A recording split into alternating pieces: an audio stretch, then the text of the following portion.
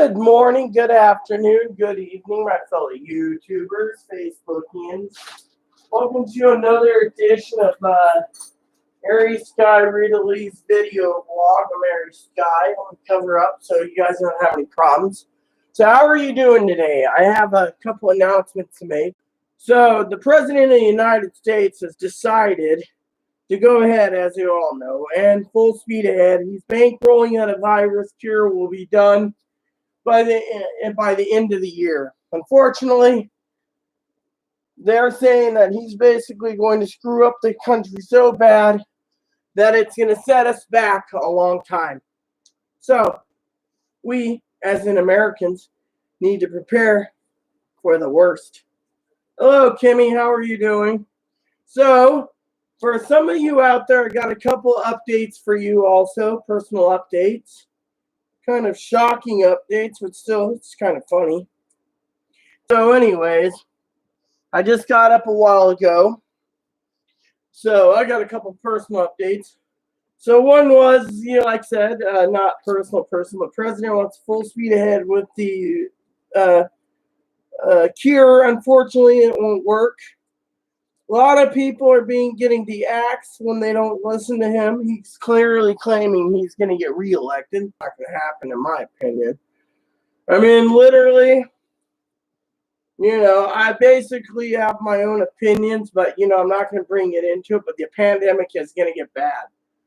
I mean, literally, these people, he thinks because it's spiking in some areas and going down in others, we're protected to open the states up. When the stacked up opinion goes higher and higher, then that's the problem. So how are you doing, Kimmy? I mean, I must have asked that a couple times already. How are you doing, love? So for the rest of you out there wondering what's going on with this girl, me, I just woke up a while ago. Been in bed most of the day. I woke up for a bit last night, early this morning and read a couple Bible chapters and then went back to sleep. I've been not feeling too well this morning.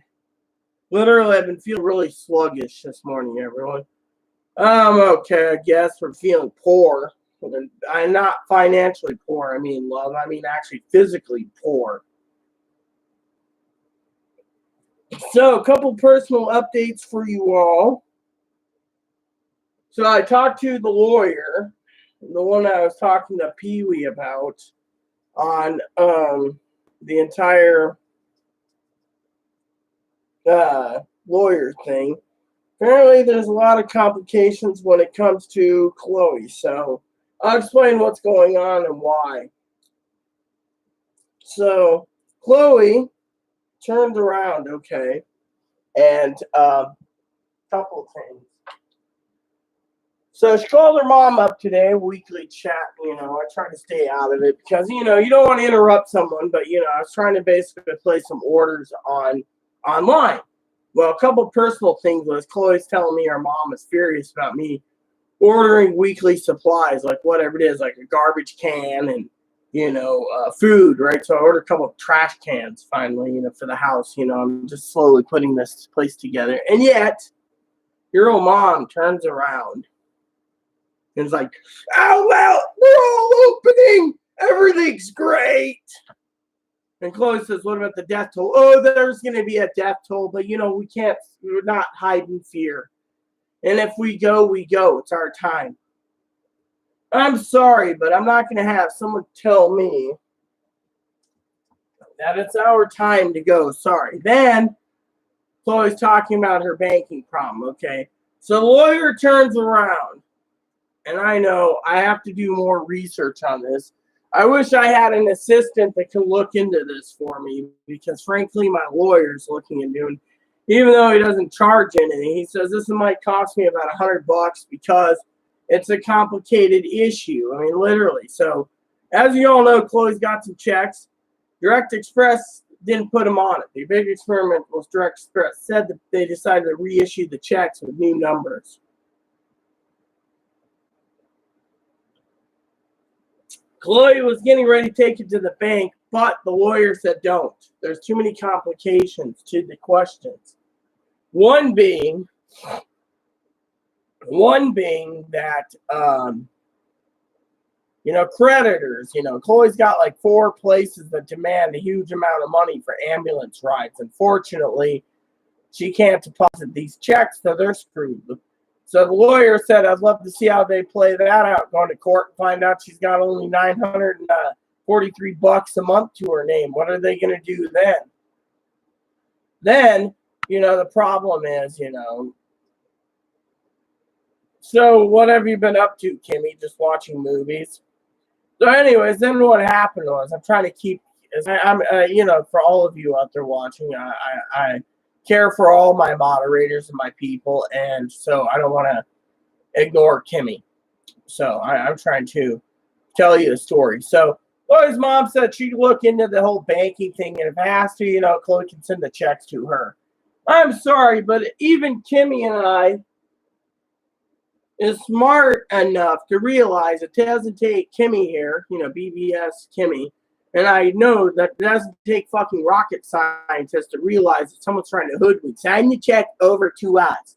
The lawyer said you can't do it. You can't take and have someone sign it. 3 checks equaling, let's just say, between $75,000 and $125,000 to plunk it in your account. Social Security won't allow that.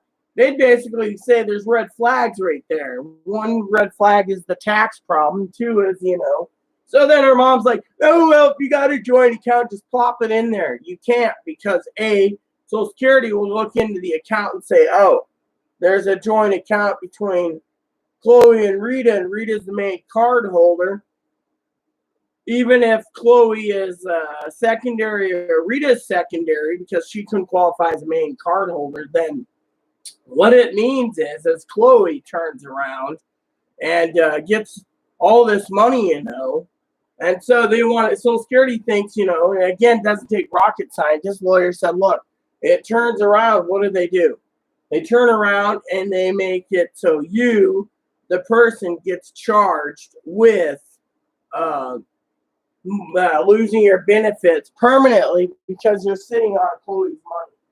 So it's like Social Security, mind you, turns around. I'm just going to change pants. Turns around to everyone and screws you over one way or another. They'll classify Chloe's money as your money, and your money as Chloe's money. Therefore, in the end, someone always gets screwed over and loses their benefits. So the lawyer said, don't do it. Unfortunately, it's more complicated because, he said pretty much because Social Security knows Chloe screwed over 4 bank accounts and no one on the island, and the check system is going to allow her to have the banks, to get these checks cashed. That the lawyer, and I want to say this pretty funny, okay? I know our beloved Kimmy would laugh about it, say, oh, well, you got the bread. Love, if we had the bread, it wouldn't be on paper only. Because the lawyer said, funnily, he said, I wonder how this is going to play out, literally, for finances. So I said to him, what do you mean? He said, I wonder how this is going to play out on the fact that, I wonder how this is going to play out if it ever went to creditors. And they're basically sitting there saying, well, you got a retro check. We know you got a retro check. Why don't you just give us your retro check? And he's sitting there going, well, can't do it because of the bank. I mean, literally. I mean, in my opinion, I think, okay. In my opinion, it sounds pretty damn funny, Hey, everyone, welcome, the new ones that came in. So basically, between Chloe's mom wanting the fucking money, oh, well, we'll investigate for you. There's got to be a way to get all that money to the lawyer saying, look, you've tried everything. You put it into a joint account, you're screwed. She doesn't qualify for her own private account. It's basically, So I, on the other hand, turned around and talked to the bank that she owes. Because of bank fees and everything, the bank won't let Chloe pay off a debt, even if she has a check right there, because You know, it went into a special collection thing, so they can't just go and cut out a check amount, you know, et cetera, you know. So it's complicated. So the lawyer turned around, okay? This is the funny personal part, right? The lawyer turned around and everyone says, I'd love to see her go to court. And me sitting up there, well, you got a check between 75 and 125 grand. Why don't you pay your medical bills? It's on paper. What do you mean it's on paper? I couldn't cash it. And then when they have a recess and they put all the puzzle pieces together, they sit there and say, shit. I mean, literally, one thing is to sit there and brag you have the money, okay? The other problem of the money is actually having it in a bank. Right now, there is none. I mean, literally, my lawyer says you put it in the bank account in a joint account, which he's already looked into through his own channel because he deals with financial law. So he has connections through different channels. And he says Chloe's been blacklisted. So holding on to a joint bank account doesn't do anything good for me because, again, it turns around and basically screws up. And that means, for example, Social Security might look into it and say, oh, Rita's ended up with 75 to 125 grand, we got to do something.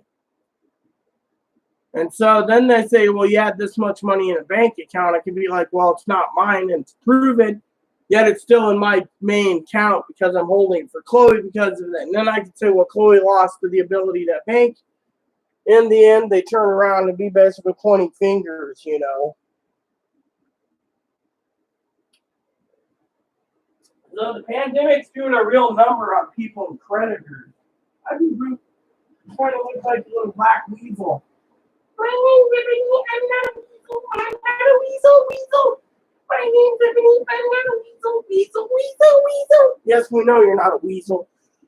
So basically, I'm stuck for what I need to do. So, you know, Kimmy, if you're still watching this, do you have any suggestions? You know, I figured you'd get a chuckle out of dear old mom wanting to cash in on it herself, you know, Chloe's mom. But, you know, that kind of money, I don't know what to do anymore. I mean, literally. And so I thought I would share that with you all. I'd love for you all, right? So, Amazon... And I had a chat last night through their chat. Apparently they tried to charge me for something. I finally basically nailed them on it, and they had to fucking refund the money, and it was a complicated issue. During the pandemic, they were taking money out. And I was like, not going to happen. Literally, I mean. So a couple other things I wanted to share with you all in the pandemic is the fact that the president's going at full speed ahead on this, trying to open up the government when it's really going to do a number on other people. So, you know, and I know a lot of people out there, you know, was like, oh, Rita, how come you weren't done earlier? Well, I was sleeping. And by the way, I was sleeping and meditating at the same time, basically. I was meditating to the Lord, all right? So a lot of people out there, you know, has been basically, I've been actually enjoying my videos a little more because of not a lot of the comments. It's been actually peaceful where I can actually talk and focus on what's actually going through my mind. By the way, I woke up this morning bleeding. Now, I know you guys could sit there and laugh at me and say, oh, Rita was bleeding. I'll tell you why. Last night, I passed out last night. No, I didn't drink or anything. I just passed out, okay? Now, I passed out last night. And because I passed out last night, I woke up on this. And I had it all indented, you know, and this. And I was like, ow. And Chloe says, damn, that hurts. I said, it does. I mean, literally, you wake up in the middle of the night and you're sitting there, you know, and your glasses are still on your face. You're just sitting there like, oh, yes, it's a nice night. Next time, I mean, literally. So, basically, I want to talk to you all about what's going on in my life, you know, being a older woman, you know, and et cetera, is, you know, that we have to prepare for the pandemic. And yet, you know, a couple of things is Chloe's mom doesn't give two shits. She's like, oh, you can buy whatever you want because we're not hurting. I'm sorry, but when I teach the beautiful, lovely Kimmy, and I talk to Pee Wee, and I talk to the other mods, I tell them specifically, stockpile. You don't have enough groceries, you're going to be hurting because this thing's going to spike, you know. And we're on day 17, so we got 14 more days until we're almost at the halfway point of the month. So we got 14 more days uh, until it's done, right? So technically, Kimmy, if you're still watching this, I got a question for you. Do you have? Does anyone here have any ideas in this banking situation?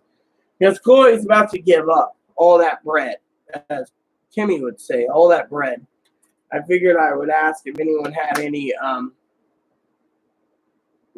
options. Because frankly, it's like the government knows she can't cash it, so they're just laughing at her. I mean, literally. And to her, I've been doing everything I can, but I'm running out of options myself.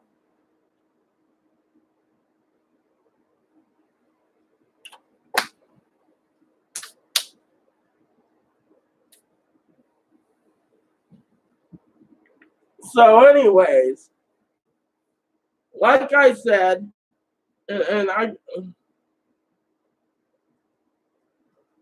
well, right now the only banks we have on the island is Wells Fargo, which is like one of the #1 banks in America. Well, we have Wells Fargo on this island. That's why I said that's a joint account. Well, which she's been blacklisted by all banks anyways. That's what I was trying to say. She defaulted on 4 banks: Chase Bank, Wells Fargo, U.S. Bank. There's one other bank, Key Bank, I think it was, or something. But anyway, she defaulted, and now she's been in the check system. So the only way to get her an account was to set up a joint one. And yet, as I said, Kimmy, they're basically making it too damn complicated. Like they, you know, I don't know the entire thing.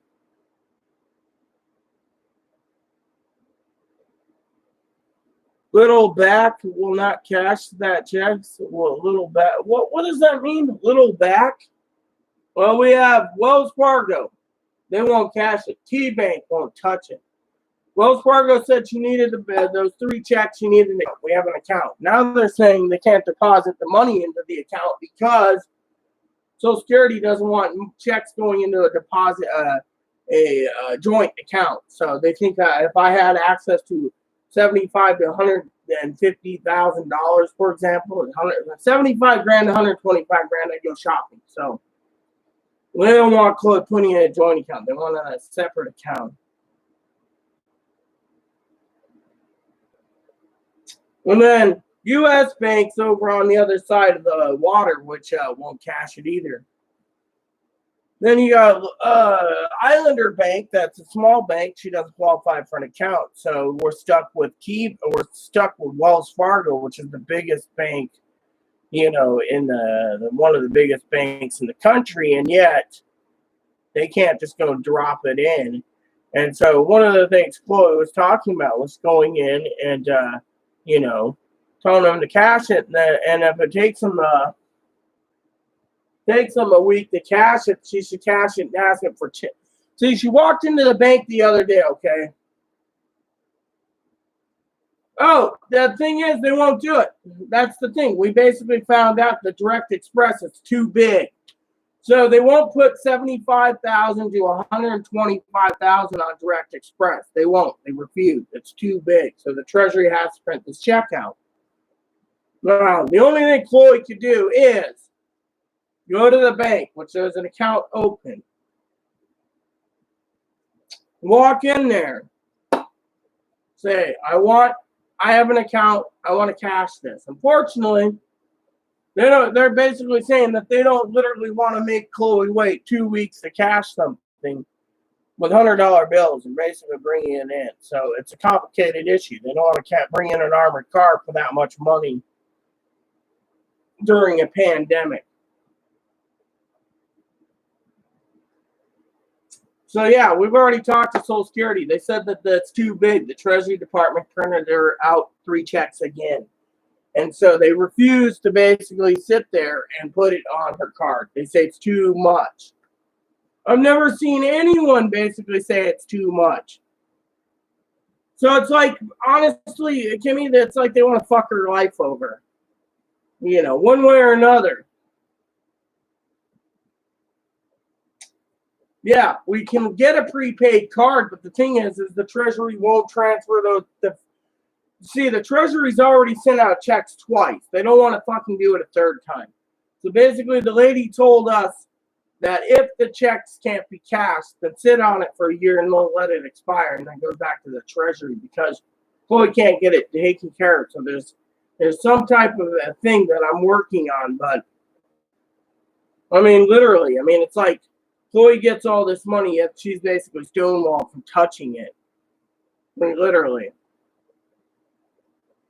I mean, they don't even want to basically put that much money. So, you know, we even asked about putting the money in the joint account, you know. So Security said, no, that's a joint account. If your name's on the account only, you know, and they won't remove Chloe off, they won't remove me because Chloe doesn't qualify for account by herself. So, you know, so what happens? We're sitting on a Wells Fargo account, and yet we can't use it, basically. All we wanted to do was cash those checks, and, you know, the bank said, well, if you get an account, we can cash the check. Now they're saying, oh, well, it'll take 2 to 3 weeks, you need an armored car. I mean, literally, it's excuse after excuse after excuse. One bank said we can't cash any of your checks. Chloe went to Wells Fargo, and then they said, well, we can't cash these bigger checks because, you know, you need an account. Now that we have an account, they're like, well, we can't basically cash these because they're making it too hard.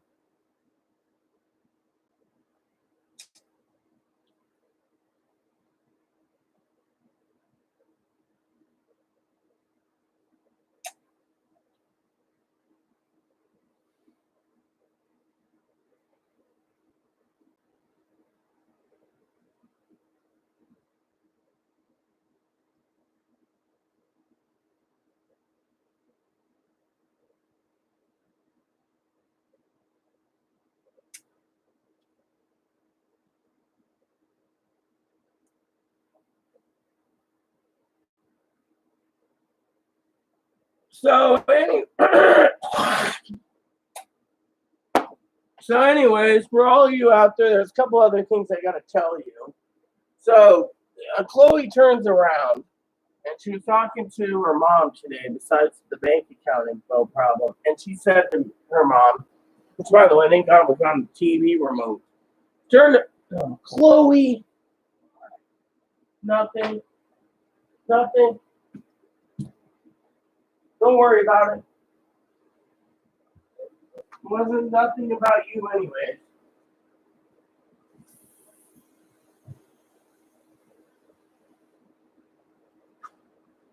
Chloe, are you listening to music? I just want anything to be by it, you know. So, anyways, back to my thing. So, Chloe's mom sitting there talking to Chloe about the other things, right? Turns around, she says, "Yeah, Mom, I got some problems with my dental, right? I've been trying to help her with that, and I made a joke. We'll cut the sweets out because every time I turn around, the candy bags are going down faster and faster, you know. And I haven't touched any Skittles this month or gummy bears, and so I had to go out this morning and place an order on Amazon again for more gummy bear Skittles and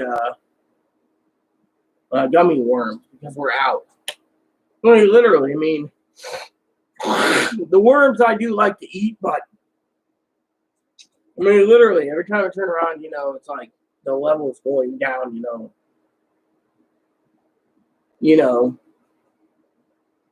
Oh, better see if that water thing's good too. You okay, Boofer? Yeah, you don't water. So, anyways, I wanted to share that with you all, you know, the candy problem, you know. So I had to place orders.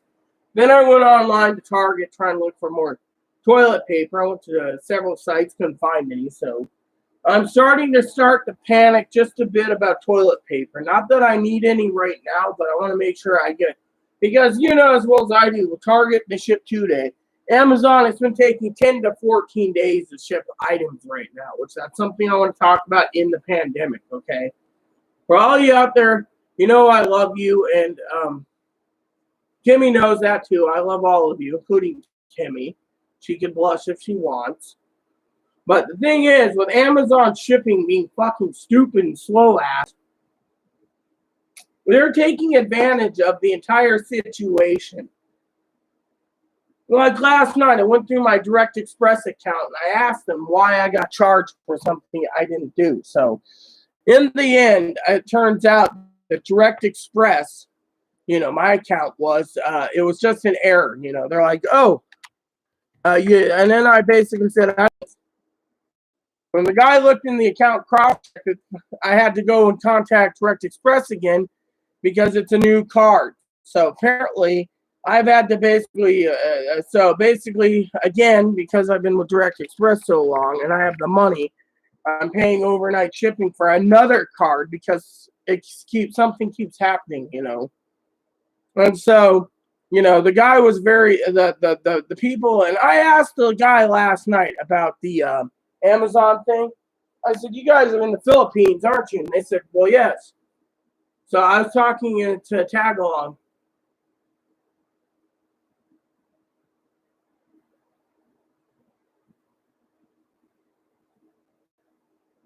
Well, we might be set, but the problem is, love, is we can't spend it.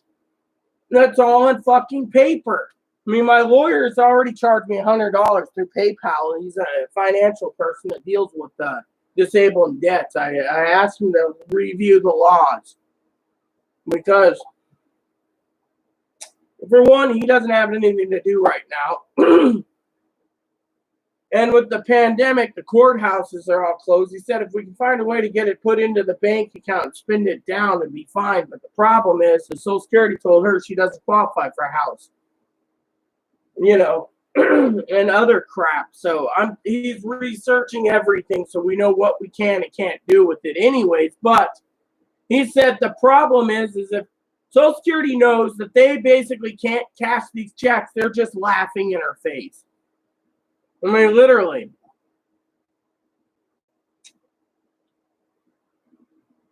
Well, that's the thing. We can't basically do it. Why do you think I'm working around the clock? Not playing my online game. I'm basically focusing on trying to get this problem fixed, Kimmy. Well, it's not easy when you got every bank that blacklisted someone, and then you're basically sitting there and they're telling you outright, love, well, we're sorry, because it's a joint account, we can't put that check in the account. And then the lawyer turns around, love, and says, well, Chloe's got ambulance bills that they can try to take her to court for. He said it'd be funny if she can't cash the checks and they take her to court knowing she's got money. She can't use it, paper. It's basically, it's basically complicated. Wells Fargo doesn't want to basically bring in an armored car, so she's screwed anyway. Look at it. We tried that card. KeyBank's closed. They won't even fucking open up the fucking window, so we can't use KeyBank. We've tried already. She is blacklisted from getting a bank account and a lot of the major check things like Islanders. So, so we've checked in with U.S. Bank. They don't want to bring in an armored car. Chase says she owes money. So Wells Fargo only accepted because I'm the primary card holder. And because she defaults on Wells Fargo, Chase, U.S. Bank, and some other banks. So, with all these things, I'm trying to do the best I can around the clock because that's a lot of money. And, Chloe wanted to buy a house, and yet, we can't even do jack shit, Well, can't move. We're locked in for a year.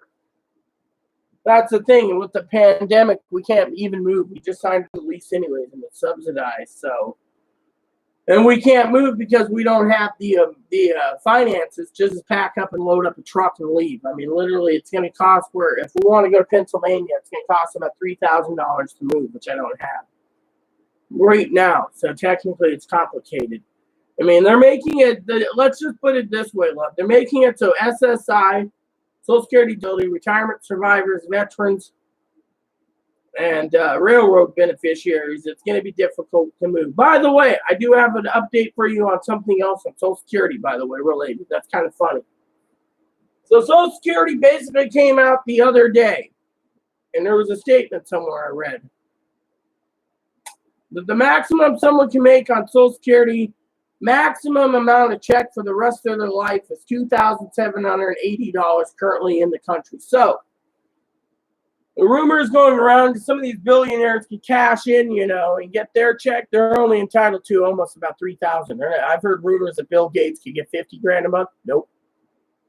Not likely. So technically, I thought I'd share that with you all as well. But no, the private thing is I'm doing my best, working around the clock. Because I'm getting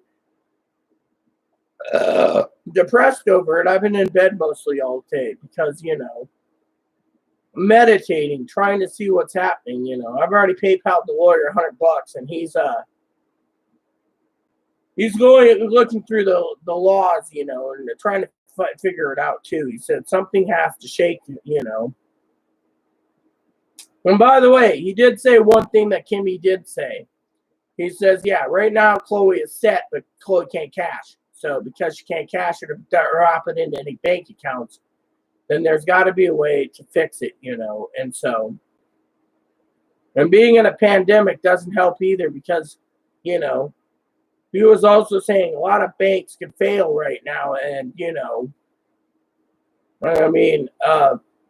if you're sitting on that much money, basically, then what you got to do is, there's a way to keep it in cash. You can always keep it, but Social Security said if you basically go in and ask for cash, they want a fucking receipt. They want a fucking receipt of Chloe spending it down. And if she's not spending it down, and she's sitting on it for the next few years, there's a problem because they want a fucking receipt. Literally, they're making it too fucking complicated now either. Literally, it stinks. Besides that, I like living here for the most part,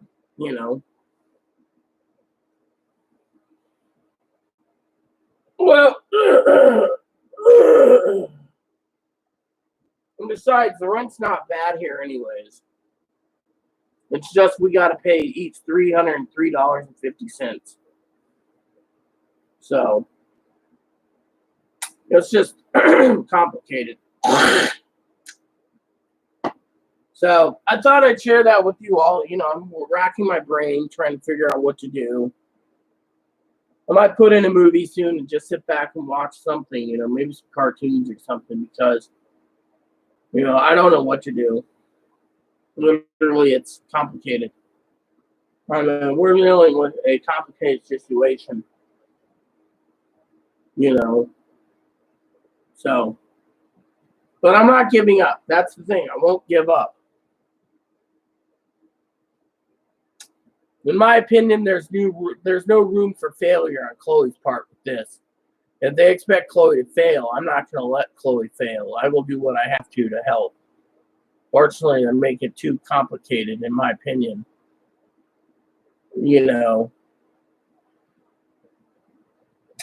So anyways, the same thing applies, keep stockpiling food, which I got to talk about that for a second. So Chloe's mom basically doesn't think buying groceries once a week's a good idea.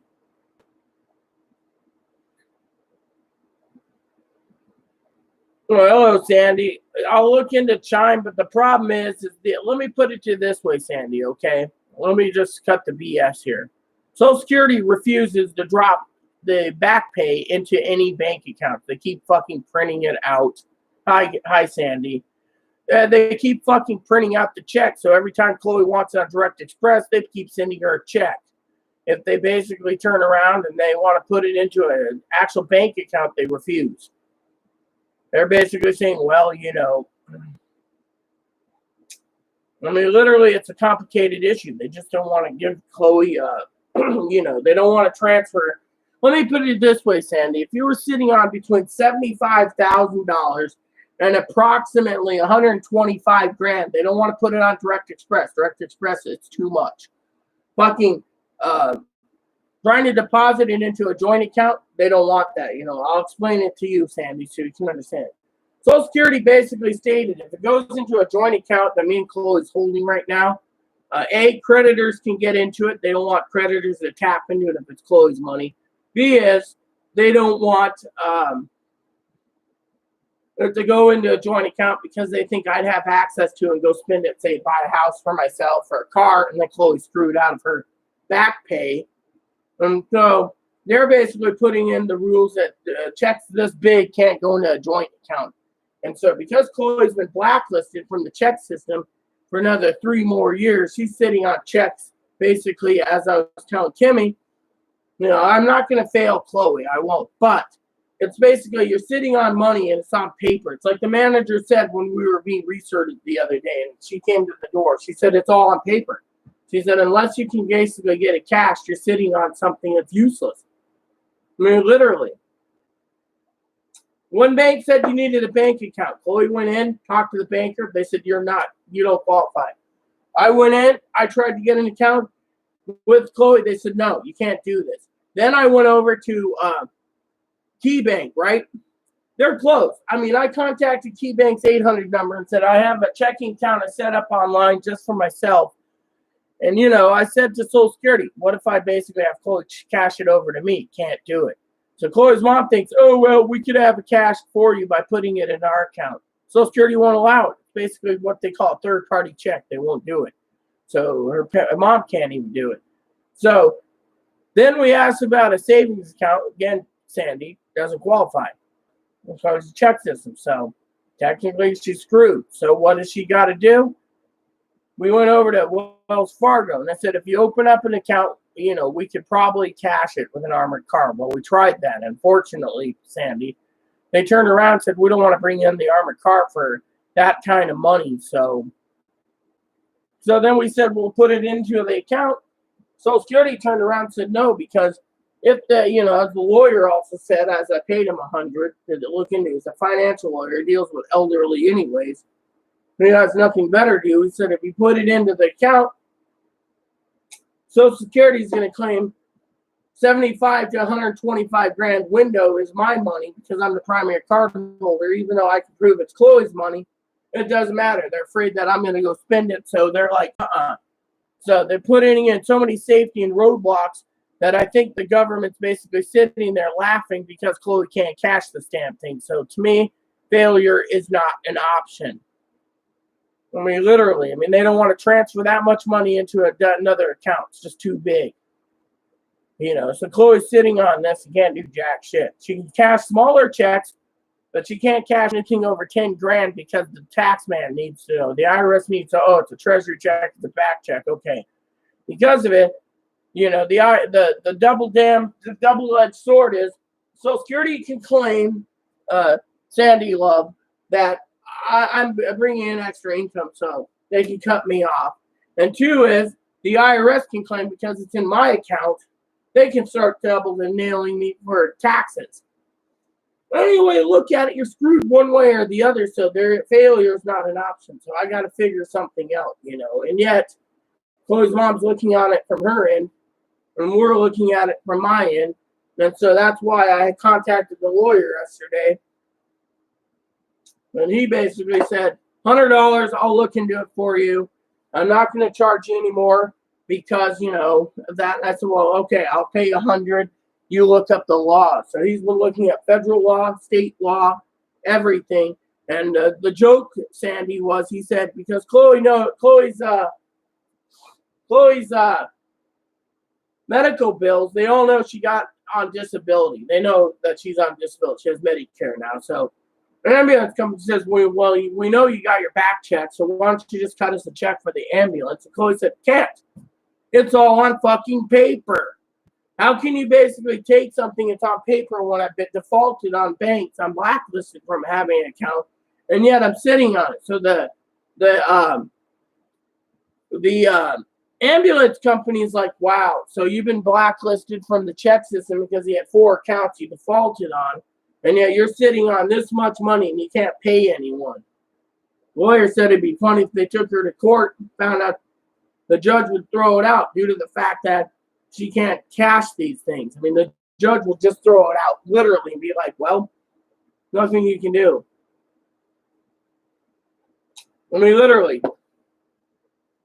And because the money is not direct deposit in, the Social Security refuses that amount, because if they went direct deposited also, Sandy, the problem is that money would be fully protected. They don't want to fucking fully protect the fucking back checks.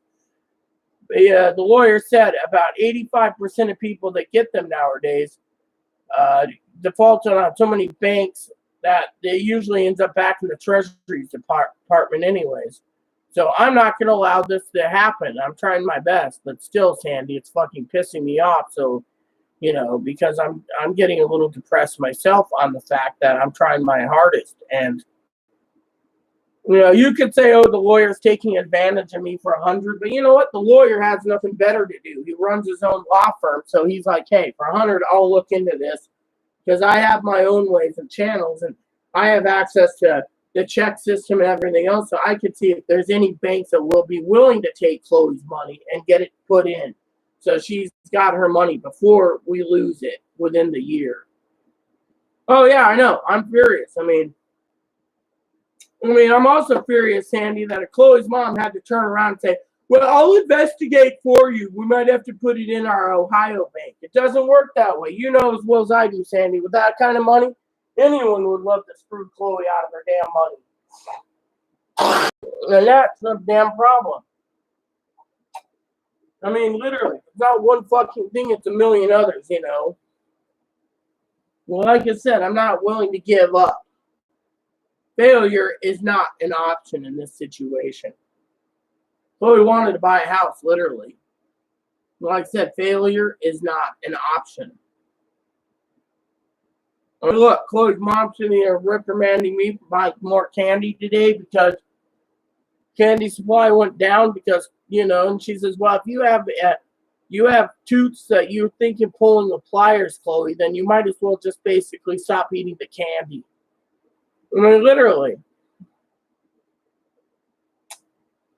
And then I had to give her the third degree about buying multiple packages of hamburger yesterday because organic hamburger is so expensive. You know what? That fucking organic hamburger was fucking tasty last night with that organic bacon. Those bacon burgers last night went down really good. I mean, literally.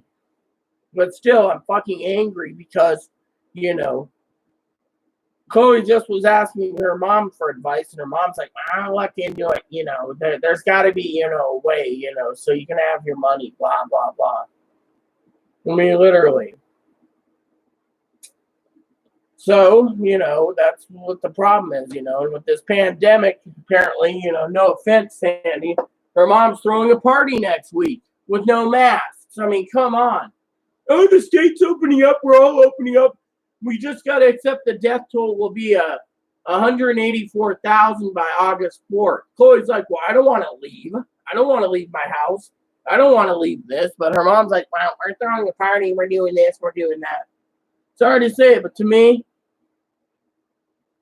it's not safe right now with the virus. It's spreading, spiking in some places, sparking. Who's the idiot? I'm the idiot? If you're calling me an idiot, I'll say, yes, I am an idiot.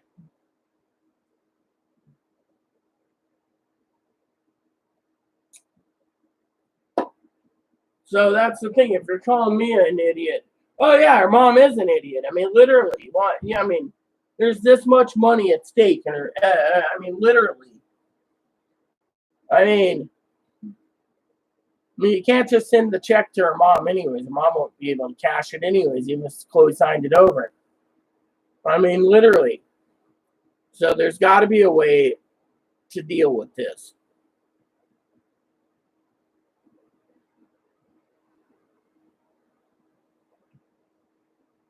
So I'm hoping to talk to my father-in-law tomorrow about this problem because they just don't want to fucking help, you know.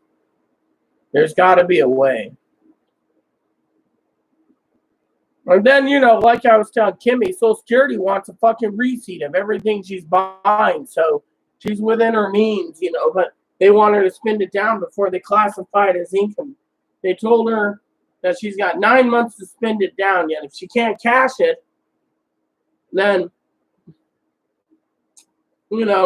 by, what is it, April 7th of 2020, it basically goes back to the Treasury. The Treasury can't reissue it after a year because there's no way to fucking cash it. I mean, literally. I mean, to Chloe, she's kind of severely depressed about it too, and her mom's like, ow, ow, I mean, her mom's talking about her cutting her loss. Yeah, that's why I'm paying him. And basically, I mean, it's a complicated issue, Well, I love the lawyer's antics. When I talked to him this morning, he actually called me and said, look, I would love to see them take Chloe to court for ambulance bills and other bills when it's all sitting on paper. He said, if you took the check in and handed it to the judge is going to say, why didn't you cash it? Well, I can't. I'm blacklisted.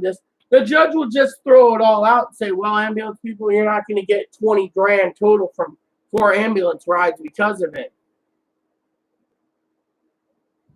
Well, Rob, the problem is I don't know how much your back pay was, but Chloe's is between $75,000 and $125 grand, and they're not putting it on it. Chloe's begged them.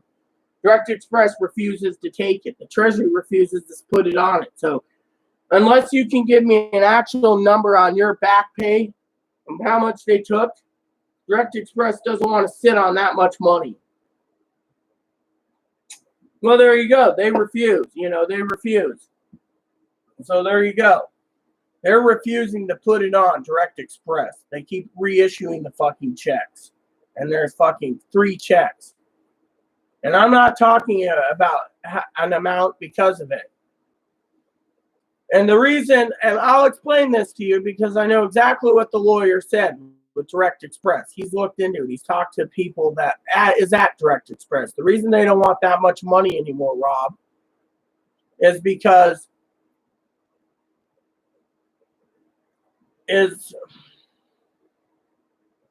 of accountability and the fact that, the banking system. Let me put it to this way, Rob. If you had 85 grand popped on your card, right?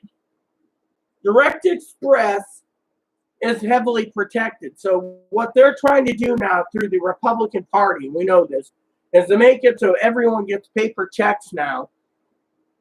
And they don't want to direct deposit. Now, because me and Chloe hold a joint account, we can't basically put it on there because the banks and Social Security is afraid I'm going to spend Chloe's money. 2 is they want to make sure that people know, and the lawyer knows it, that Direct Express is fully, completely protected. For example, if you have a Direct Express card with $85,000 on it, Rob, your card is protected. No fucking creditor can fucking touch a dime of your Direct Express card or get into it. Whereas everywhere else, Rob, banks, checking account, savings account, if you're sitting on that much money, when you owe, say, 20 grand for 4 ambulance companies for 4 ambulance rides, for example, that fucking ambulance wants their money. So what they're trying to do is basically say, you got to pay your medical bills, but because you can't fucking cash it, they're basically turning around and saying, hey, because, these creditors, they want to tap into the account. And the lawyer, being a financial lawyer who has access to things that helps the elderly and disabled, can go into checking accounts just to see. He's got a program that the personal debt collectors can use to see if there's a bank account, who's accessed it, and why. Whereas he said a lot of creditors have access to new bank account where there's a 0 balance. That's why we haven't fucking put money into it yet, because as soon as we do, he said that account, when the courthouse opens, they can freeze everything in it. So technically, again, there's no answer. There is no. Let me put it this way: failure is not an option. So technically, he's going to do what he can.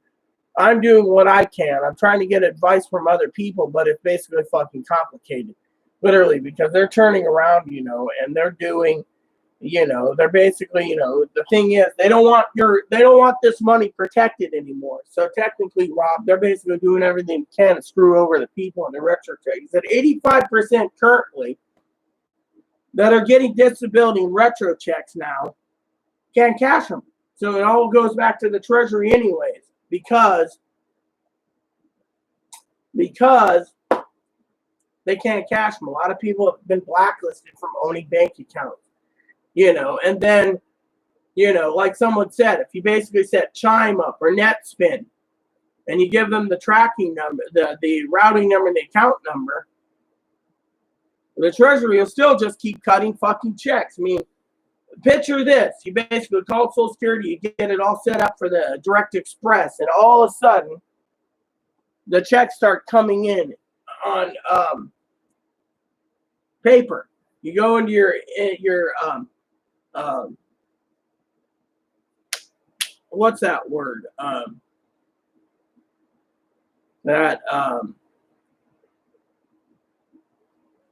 The mail program, the United States Postal Service mail program, you know, where basically it lets you know what's in your mailbox, you know, and then when you see the 3 Treasury checks sitting in there, you're thinking, you know, how is this fucking work? You know, you go in, right? Informed delivery. I just have to go to the post office. The informed delivery, and there's 3 of them. And then you call up right people, and they're like, oh well, you know. So instead of basically the Social Security lady said, yeah, it'll be on your Direct Express card in 10 business days, the 22nd. And yet you end up with fucking paper checks. You're wondering what the fuck happened. They're basically playing with Chloe's emotions, you know. And so technically, you know, when you have 9 months to spend down 85 grand, and what happens? You'd probably spend it down on stuff you needed for your home and stuff, you know, whatever. It's none of my business what you spend it on. But with Chloe, they don't want Chloe having it for some fucking reason. So, you know, I mean, literally, as soon as basically Chloe's approved on disability, by the way, Rob, all the medical bills were reversed from the state, and the state said Chloe can pay it. Fortunately, how can Chloe pay it when she has no money?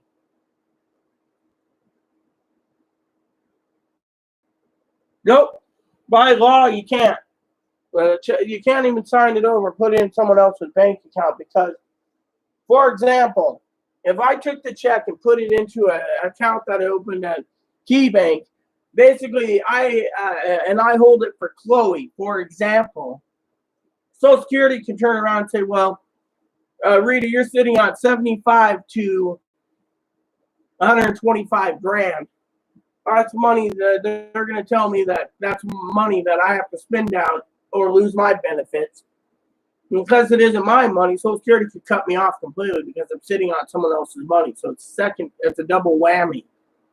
And the lawyer also said the third whammy is the IRS could come in and say, oh, you had a check that you deposited for someone, and because it's not your check, even though the money went into your account for whatever reason, we want our tax money. You're bringing in too much.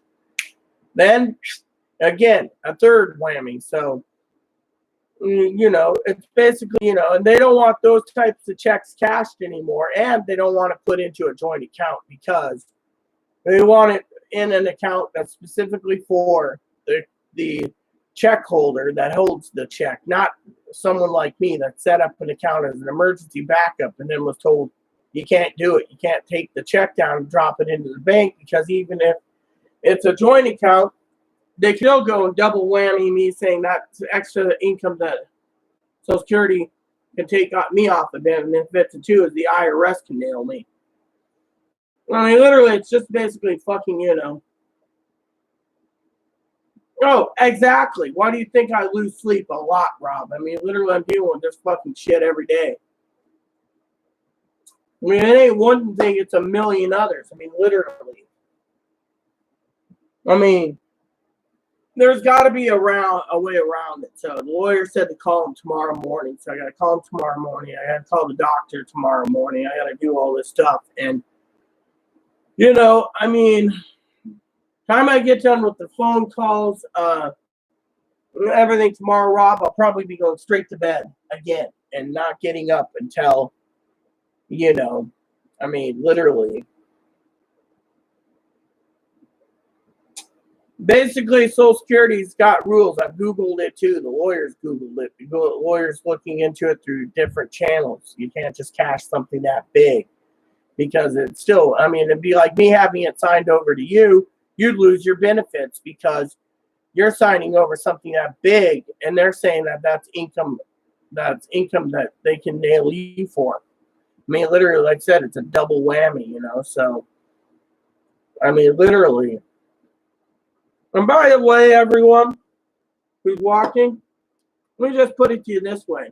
It's another way that they can kill off the population. Literally. I mean, literally, you're sitting on this much money, and yet the crap continues. Oh, look at that little girl. Oh, look at that little girl. I'm talking about deer, by the way, not actual girl. I'm talking about deer.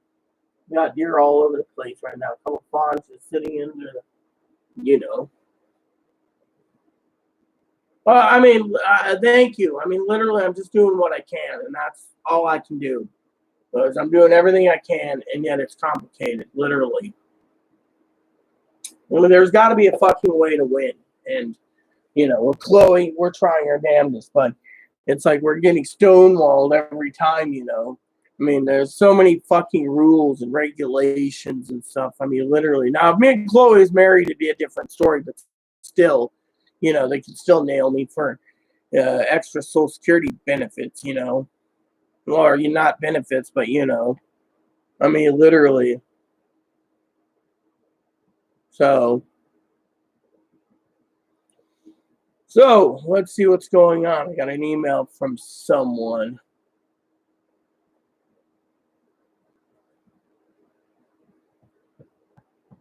So yeah, I mean, there is no rules for failure in this, I mean, literally, we're dealing with something that's major and big right now, I mean, literally. And then I have to deal with other things, like Chloe's mom basically saying, man, you need to cut out your candy. You're eating too much. And Rita's replacing it. So, you got to think about Rita's pocketbook, and it's like, well, why is, why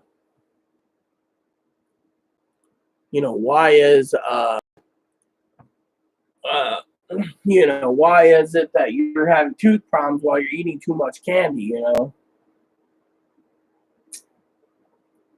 Yeah, well, I am semi going insane over this, actually. I mean, literally, I've been trying to figure this out since April, and it still keeps fucking getting nailed. I mean, literally, I mean, Rob, he got lucky, he got lucky that press here. Really won't. I mean, literally, when I was waiting for my back check a long time ago, 20 years ago, people, I'll tell you, it took me 8 months of contacting Social Security and senators in Congress to get the check out. They didn't want to give it to me. It took 8 fucking months because they were fucking backlogged. So apparently one of my moderators messaged me, emailed me and said, there's been problems around here with the milk and other things that contain milk. All things have been going bad way before the expiration date. Have you heard anything on any problems in this? No, I haven't, but technically that'd be something I will be looking into researching for you because it'd be something that'd be a good comment or topic to discuss. Because frankly, if milk products are going bad early, then that's not good because frankly, I'd be saying the pandemic or something. I mean, literally, it doesn't make sense, So I will look into that as well. So, but yeah, anyways, like I said, we're all sitting here in a conundrum right now with, and everyone's having some problems, I mean, we're all in it together, I mean, and I thank you. I actually want to thank you, Sandy, because, it is a complicated issue. I mean, we can't let it go back to the fucking Treasury Department. moving?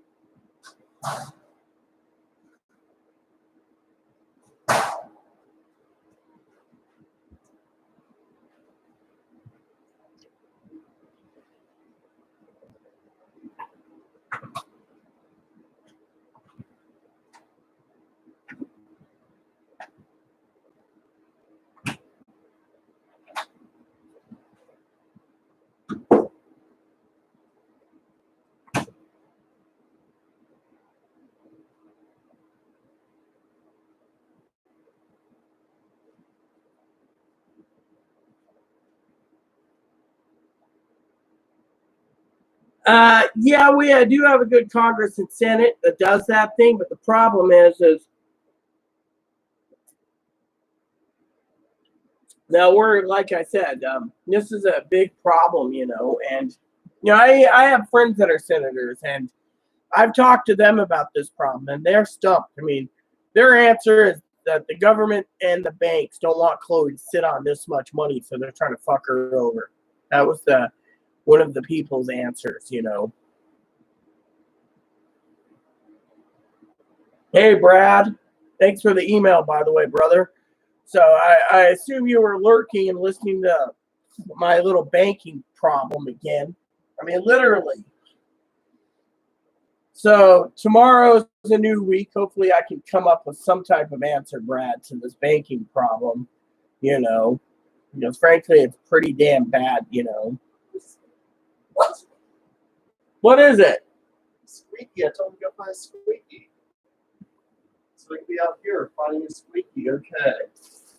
This is remaining a bit of bread. I'll put this somewhere. Oh, what?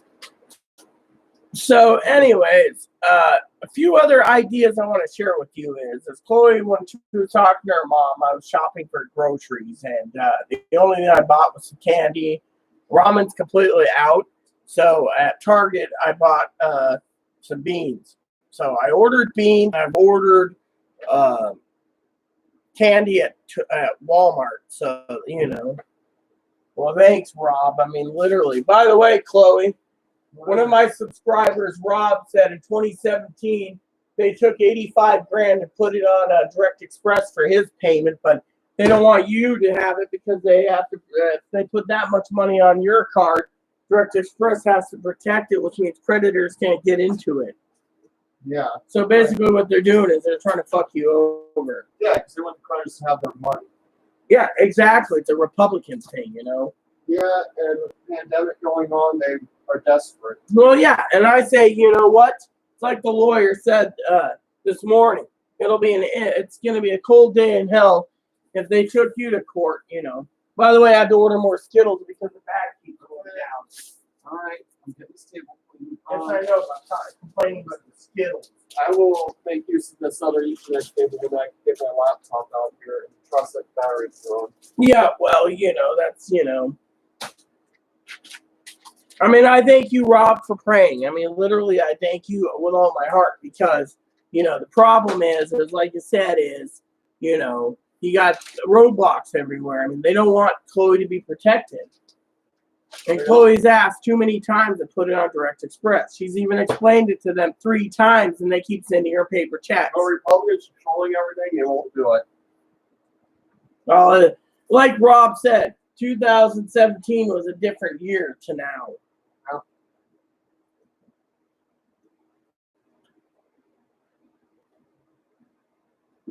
So, please excuse me for a moment. I got to use the restroom. Chloe will take over for a few minutes. I'll speak all night because I saw stumble. That's fine. Just talk about everything. More likely, that check I have, I'm just going to go back and try the department. Yeah, 3 checks won't do it. Yeah, that would go back in. I already know I'm not going to be cashing them.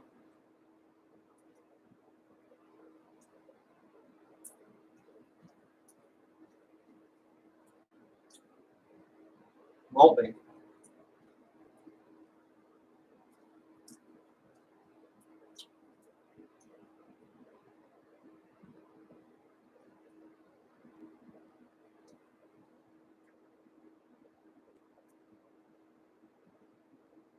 Hell.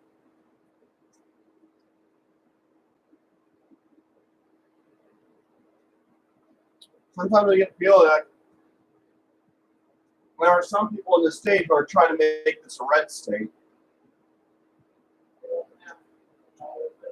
I know.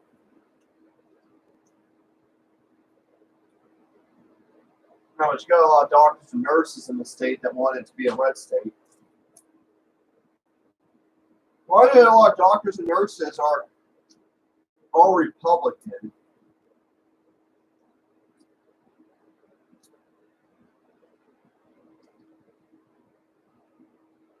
Not a lot of doctors are, but why a lot of nurses? Why are they a lot of nurses are Republican?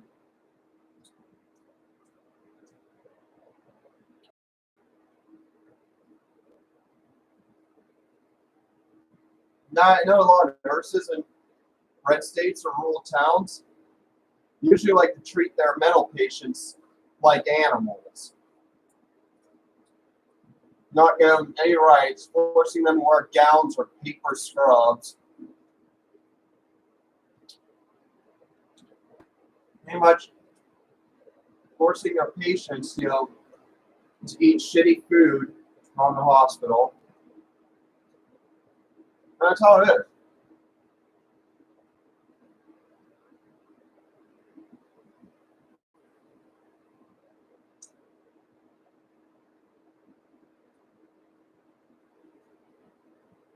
Right-wing America wants us dead. They want us gone. Blanked out. Hey, Mark, how goes it? Well, yeah, Rob just said that. They want us dead in reality. And then they want to erase us from existence by erasing any proof that we ever existed.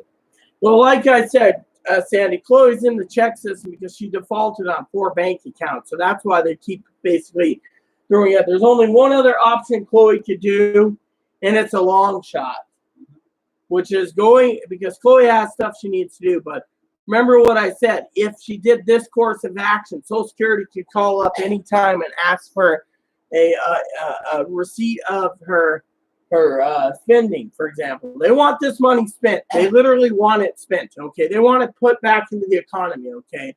So let's play it this way, okay? Let's just do the one option, okay? Chloe goes tomorrow. The lawyer's looking into it. Goes in. Puts money into the account. Puts in the basic $100, right?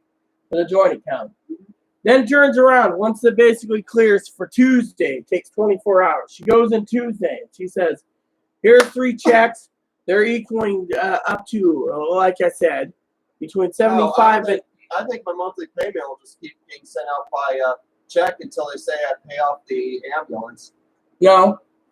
Your check's going to be put on Direct Express. They already said that. It just takes a month or 2. So can I talk about the theory real quick? Well, PayPal might be, but the problem is you have to have a bank account linked to PayPal. Chloe doesn't have a bank account, so they won't do it. Besides that, Direct Express will. Gail. Good morning, Gail.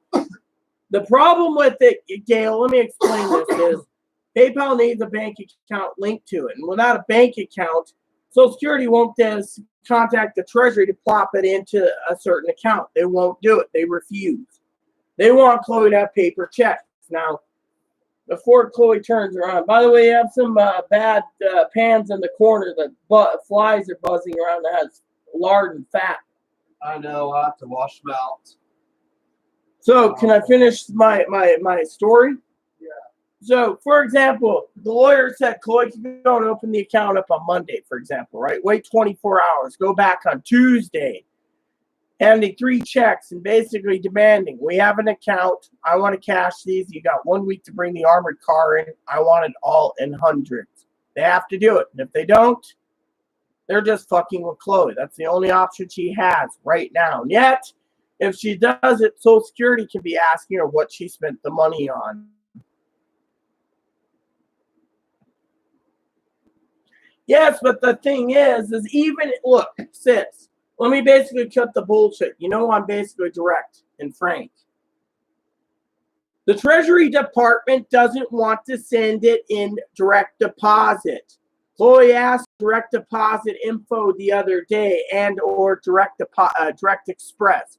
They guaranteed Direct Express would have the money put on her account by the 22nd of April, or May, sorry, the big experiment.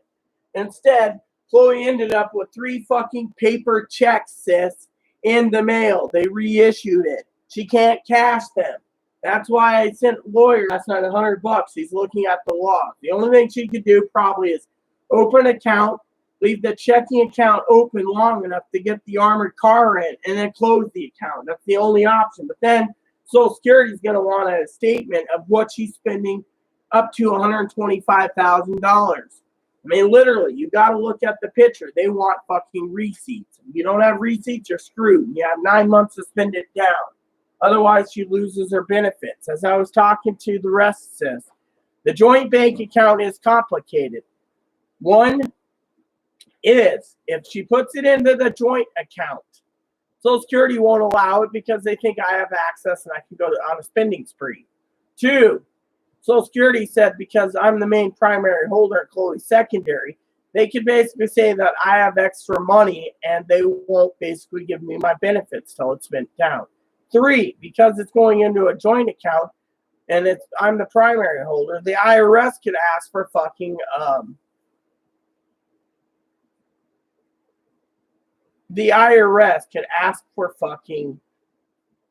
tax money, or, tax things. So anyway, look at it. You're going to be fucking screwed one way or the other. So we're trying to find a way to cash this for Chloe. And other banks won't accept her. She's been blacklisted, as you know. So I've been doing everything I can. Unfortunately, as I keep telling my moderators and everything, failure is not an option. Not bad. So I got an update for you, Mark. Apparently, Chloe's mother, who's outside of Cincinnati or close to the West Virginia border of Wheeling, she's actually on the other side in a place called Rayling, Ohio. If you ever heard of Rayling, she's planning to have a Memorial Day party without masks. I thought I'd share that with you, Mark, since these Ohioans are fucking dipshits. And again, hello, Gail. I don't mean to be rude or ignoring anyone.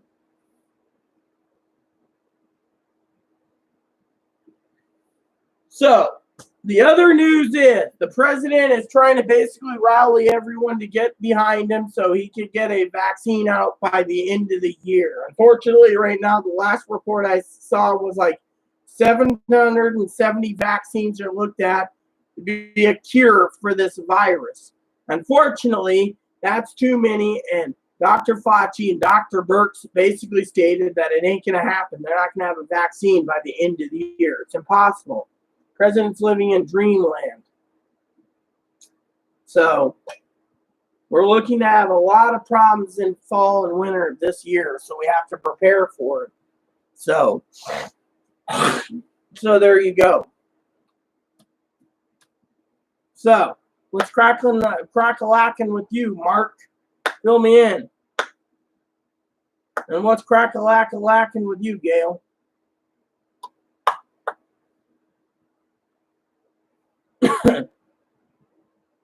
I mean, literally what's going to happen is we're going to basically try something. I mean, literally, I'm not giving up until all options have been given. I'm going to use every option I can to get this for Chloe, including diplomacy, literally. Well, Admiral, as Fleet Admiral for you, I can say that I, Captain James T. Kirk, fly by the seat of my pants. That is logically correct. I use diplomacy. Well, you're an ambassador, Spock. That's why. And Captain Kirk uses diplomacy. So does Captain Janeway. So, any way you look at it, or Admiral Janeway. Any way you look at it, I use diplomacy. There you go. Unfortunately, I had to resupply my candy today and buy beans since ramen is not available. They won't let me buy ramen on Amazon. They said I have too much ramen, and they're not letting me buy anymore because of limits. Fortunately, I just saw something I wanted to share with you.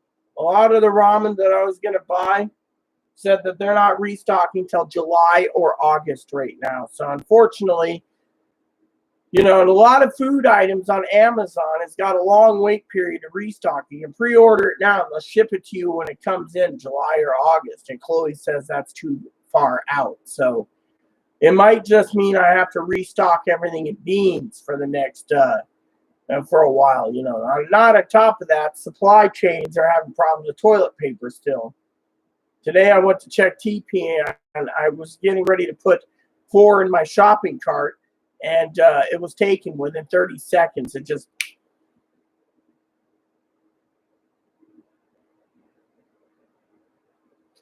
Well, yeah, I'm doing the same thing, Sandy. I'm stockpiling everything I can. I got a corner in Chloe's room just loaded with ramen and beans right now.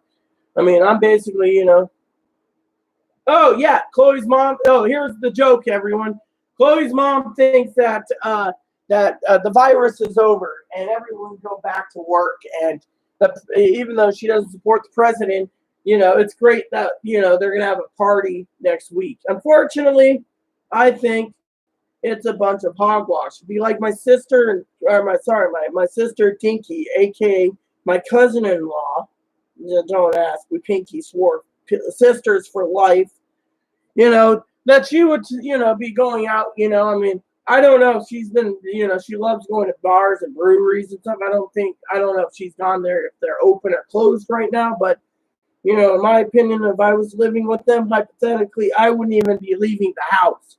Literally, I'd be living here or in their house, literally not going anywhere because this virus is going to blow up. And when it does, there's going to be a lot of problems. I mean, talking about something else, okay? Talking about something else. I saw an article the other day that made me smile because, Kimmy and I were talking about vaccines and cures and treatments, and there is none. Unfortunately, because there's none, why the fuck are we even worried about fucking testing kits? I mean, literally, the president's touting we tested more in than the world. I'm sorry, but we don't have access to the testing kits, so why keep touting it?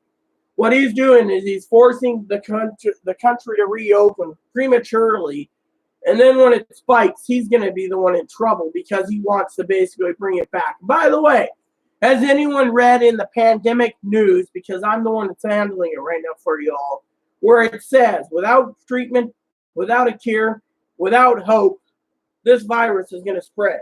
So we better be prepared for it. Unfortunately, there's people out there that don't give a shit. They want to get drunk. They want to get laid. They want to do things. They're doing this. They're doing that. I mean, literally.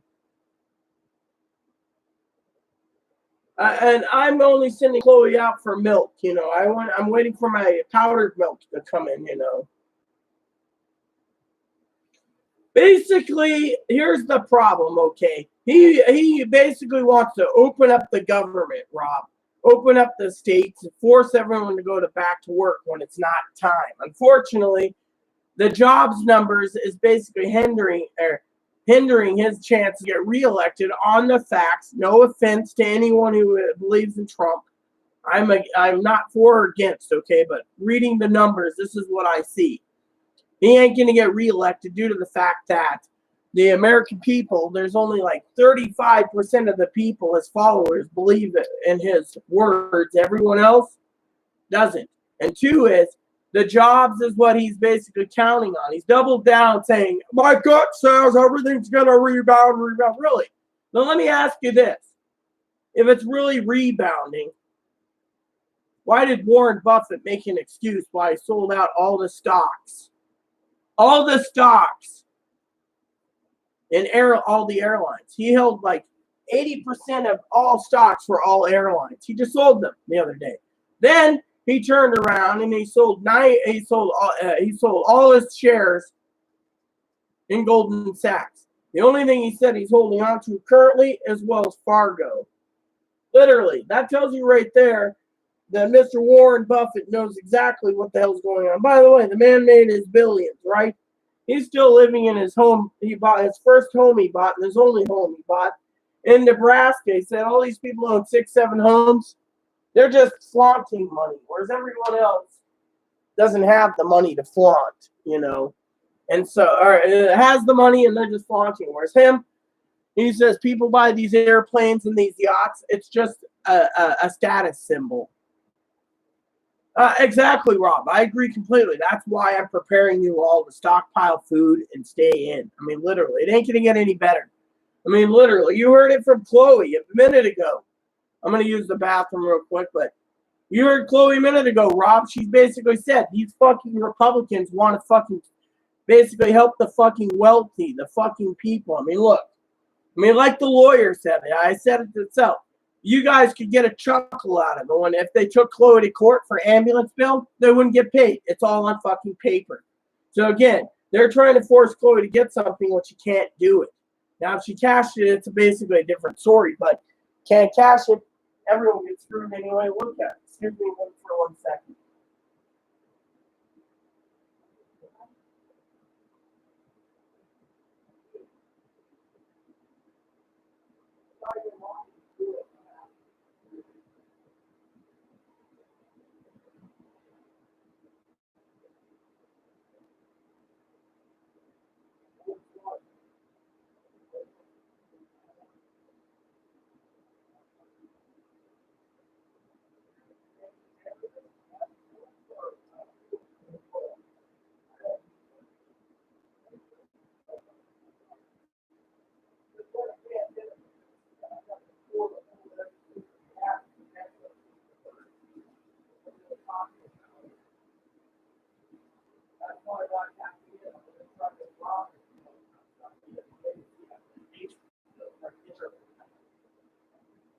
So, anyways, let me just. Yeah, well, I'm going to get us more. So, anyways, one of the things Chloe was just talking about is she's having leftover hamburgers for lunch, organic burgers. She says, "What do you want for lunch?" And I said, "Hey, D. Lacey, welcome." So I said nothing. She's like, "Shouldn't you eat?" And I go, "No, I'll wait till dinner. I mean, it's almost dinner time, anyways." But the problem is if I have to wait till 10 o'clock for dinner, so be it. The problem is, as Pee Wee said the other day, I only eat one meal a day. I mean, I have plus stuff I can eat for lunch, but I'm not tapping into the foods. I mean, literally, we're basically living in a pandemic where I am cutting food down to make sure we have food to eat. So I'm only eating one meal a day because of the pandemic, So how goes it, DeLacy? So yeah, anyways, like I said, we're all in a conundrum, when it comes to food. And I keep telling you, stockpile. Now, if you guys need to eat 3 meals a day, go for it, So anyways, Gail, like I said, if you're still watching this, it doesn't matter if PayPal takes direct deposit or not. The Treasury Department's not going to be doing it, literally. They basically want this money in a bank, and that's it. They want it so Chloe's creditors can touch it. Fortunately, Chloe's creditors can't touch it because Chloe's been blacklisted from all the banks. And again, like I said, it's basically a complicated issue. So, DeLacy, how are you doing?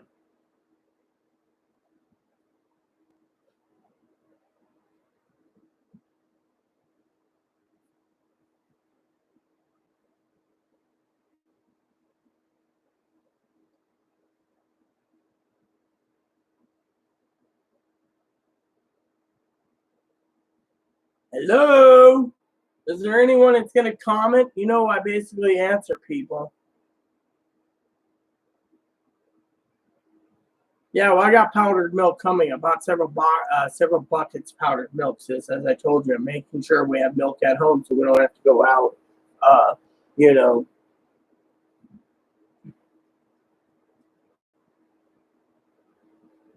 So, anyways, my point is for all of you out there, we are living in a pandemic. Oh, by the way, so you guys know I did buy some socks and underwear recently. It's one thing I won't run out of. So I bought a couple packs of socks and a couple packs of underwear that I'm having. You like soda? Of course I like soda. What's this? I keep Pepsi on hand. I bought those little mini cans of Pepsi recently too. The reason I bought the mini cans is because I find it to be a lot more easier to maintain than these bottles. I mean, for example, You know those little mini cans, Mark? I got a whole bunch of mini cans. I got like 12 cases of these, 12 of these stored away. I haven't even opened up the first one. I'm still drinking out of the little bottles that I have.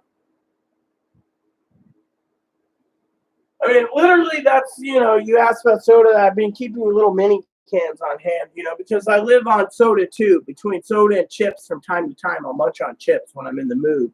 My candy supply, Mark, keeps going down because, Chloe has dental problems. And then like today, I interrupted Chloe when she's on her phone call. And Chloe's like, yeah, Mom, I'm thinking of pulling a couple of my teeth out with pliers. And Chloe's mom's like, well, Chloe, why did you, why do that? What is it causing it? Chloe's like, oh, I don't know. And I basically spoke up and said, well, if you would stay away from the candy, we wouldn't be in this problem. Her mom said, well, you shouldn't be eating candy like crazy. I said, well, Mom, she's tapped into the Skittles right now, and the Skittle bag's going down. The gummy bear is going bag. She said, well, what are you doing about it, Rita? I said, I'm ordering more. She's like, keep ordering more. She's just going to eat it all,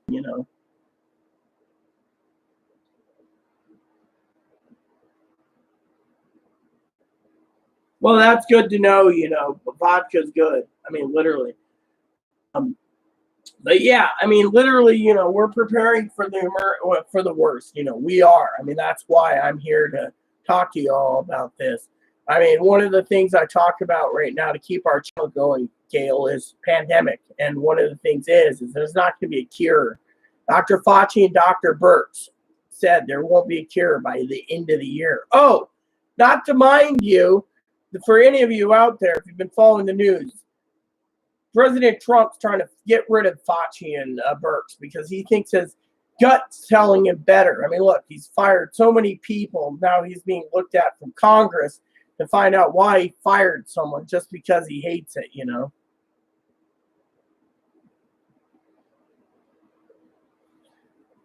Yeah, well, the Missouri, I think, is the only fucking state that stood their ground, said they want to sue China, but the problem is the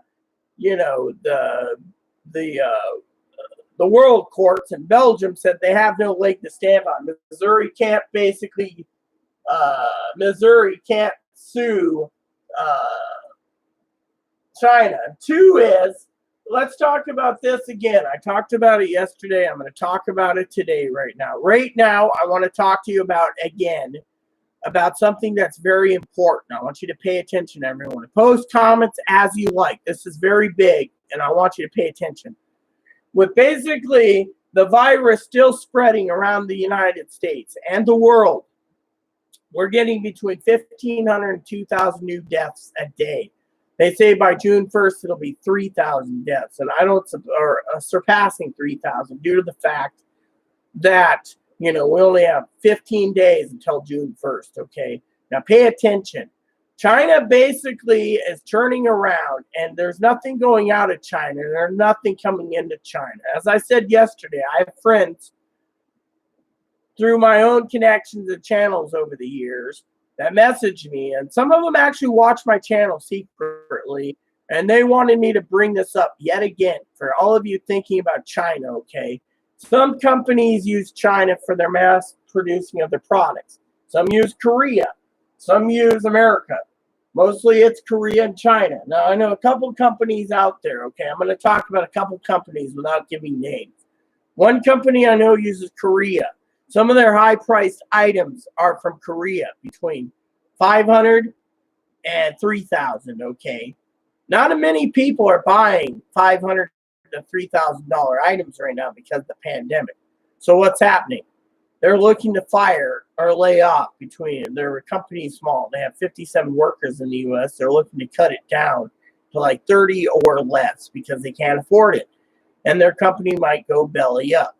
Two, another company I know that decided after 2001 to move their factory to China and Korea, their company's failing, literally going down the toilet. Again, they're selling items from $200 to $4,000. And a lot of people said, why buy something that's $4,000 if it isn't made in America? Again, No one has the funding because no one's going to work. The entire economy is grinding to a halt. So what's that tell you? It tells you that some of these factories that make stuff for companies, these smaller companies might go out of business because of it. And China, if that happens, China can basically control the tooling and make it for other people. Now, two is, and this is a big one, by the way, is if we go into a what they call a Cold War with China, and financially we're cut off. We're not going to get loans. We're not going to get anything. And we're surely not going to be able to get the stuff we need. The companies chose China because China had a better way of manufacturing and mass producing, even though some of the stuff could be defective. Same with Korea. Fortunately, right now, some of the companies that I know, the bigger name companies that have factories in China, is looking to relocate to either Philippines, Taiwan, Laos, Cambodia, Vietnam, Japan, which they don't really want Japan, or Korea, South Korea. Unfortunately, the problem again is if they do that, that delays all the products for at least 6 months to a year while they find a suitable factory to make what they need. Unfortunately, because China's not shipping anything out and we're not shipping anything out, that means the supply and demand of items are going to go through the fucking roof. And so basically what's happening is that there's a Cold War. 95% of what we have in this country that's brought in from China is dead. You won't be able to buy TVs. You're not going to be able to buy VCRs, or sorry, not VCR, DVD players, Blu-ray players, PlayStation 4, Switches, you name it. The electronics are completely petered out to a grinding halt unless they ship everything to another country to make it, which China gave them the bid. Now, they basically pull out, China gets all the tooling, and these companies go bankrupt, which means we become a third fucking world country because of this fucking Cold War the president started. We don't know whose fault it is. If it's China's fault, America's fault, or some other fault. We don't know whose fault it is when it comes to the pandemic. We can point the fingers till the cows come home.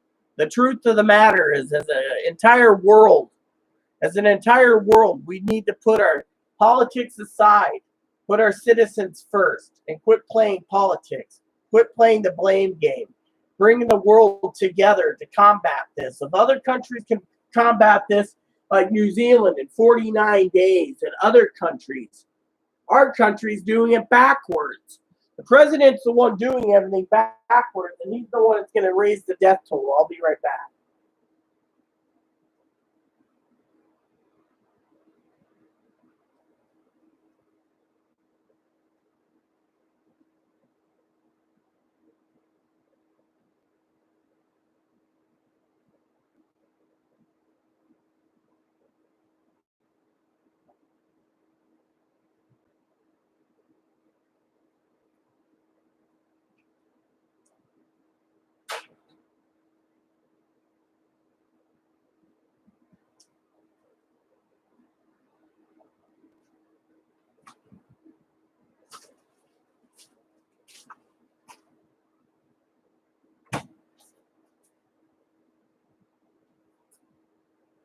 Okay, I'm back, everyone. Thank you for being patient. For example, I would love for you all, let me just explain it. They're doing it backwards, right? They're literally doing everything fucking backwards. Other states and other countries are getting it right. Us, we're getting it all wrong. We were losing restrictions. We're going to cause the pandemic to spread. We're going to cause the pandemic to kill more people. And even during pandemic, they are doing more discrimination. Well, even during the pandemic, there's more discrimination. But hold on, there's more to this. Before Chloe keeps butting in, there's something else that needs to be said. On top of that, I've told the people to prepare yourself. Stockpile. Why? It's people like me. It's people like Mark. It's people like Gail, Pee-wee, Rob, Sandy. We're all stockpiling. We're all in this community together to prop everyone up, not to basically tear down people. And yet, it's these motherfuckers out there that are so fucking stir crazy that they're basically wanting to go out of their house to get boozed up, to get drunk, to go eat a burger, to do whatever. But here's the thing. Let me just put it this way. I know my beloved family in Oregon's probably going stir crazy. I bet them that. They probably, a bar open, they went to it. Fortunately, the problem is if they have the finances to do it. With everything shut down, who's going to basically spend the money to go fucking buy booze?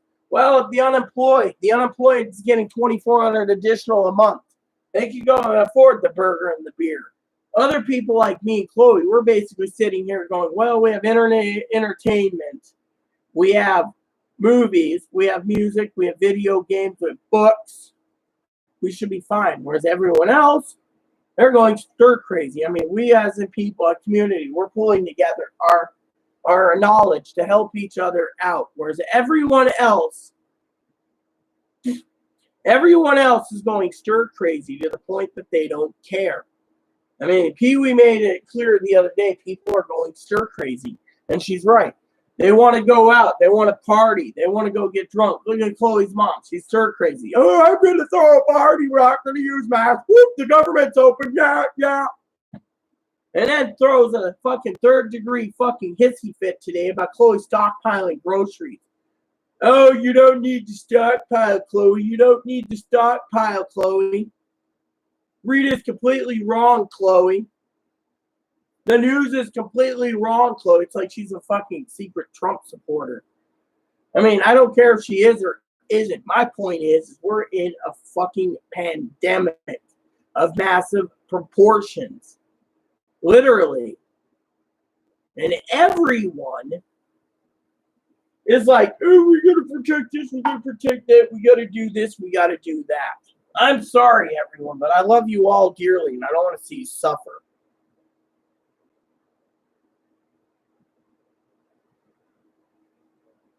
You know, that would be a good idea. Anyone who has an idea, you might want to bring in buy a camp stove. Those are pretty cheap. As long as you keep your window open, you can use a camp stove to cook your stuff. That was one thing me and Chloe were looking into, is a camp stove through eBay or another channel, so we can actually cook our food as an emergency, you know.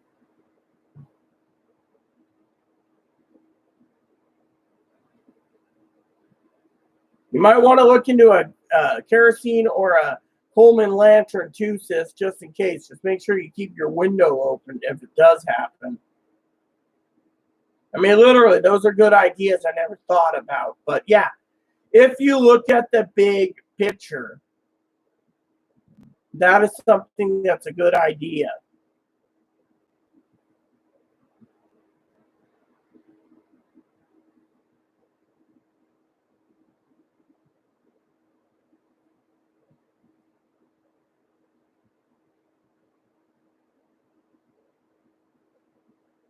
Look, I don't care what pot you need, sis. You ask me, I'll show you a pot that I have.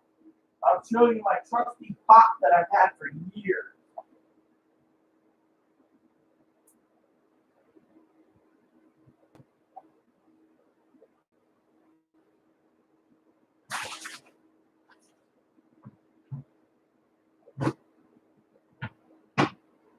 Don't tell me it's missing again.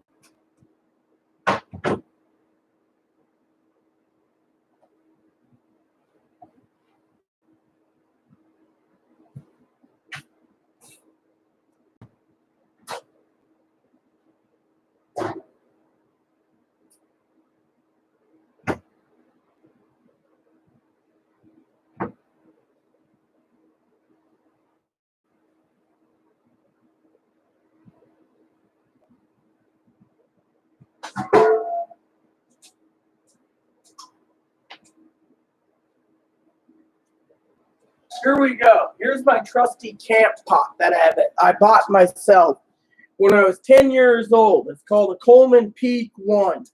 This pot's been with me. I got a lid for it. The handle's kind of a little wonky, you know.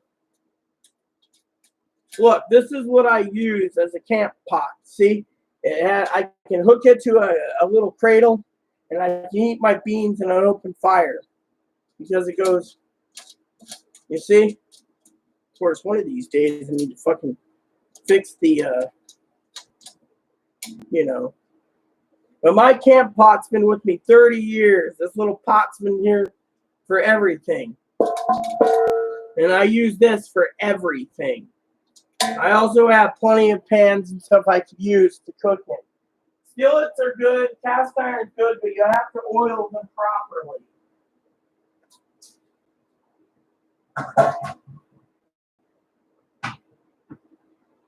What's that screwdriver Chloe had? Actually, I might be able to. Mr. Scott. Yes, Admiral. I need a screwdriver. What's wrong? I go fix that thing real quick. Keep fucking screwed up.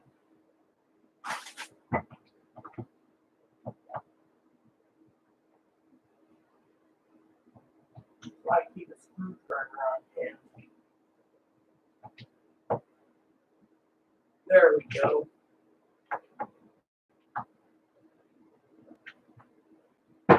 All it takes is a few screws and good as new.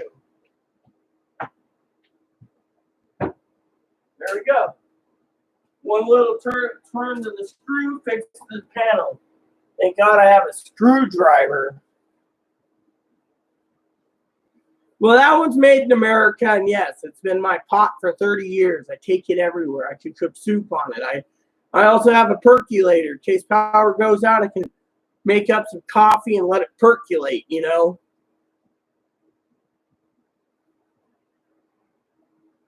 Look, camp stove is simple. You buy a Coleman camp stove. You either carry the little propane cylinders or Coleman fuel. I prefer Coleman fuel for everything. As long as you get a Coleman fuel lantern and a Coleman fuel stove, you might be able to use it for camping.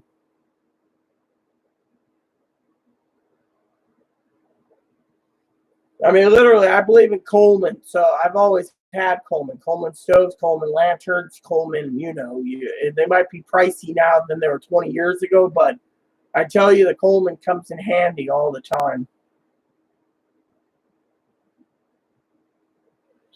I'm doing this in case the groceries runs out. I'm going to get a bottle of vodka. Thing is fire starter is one thing if you have a fire pit, but if you have your window open near your kitchen, you can always use a Coleman stove just to cook your beans that way. I mean, literally, the question is how do we know that the frickin' power is going to go out, honestly?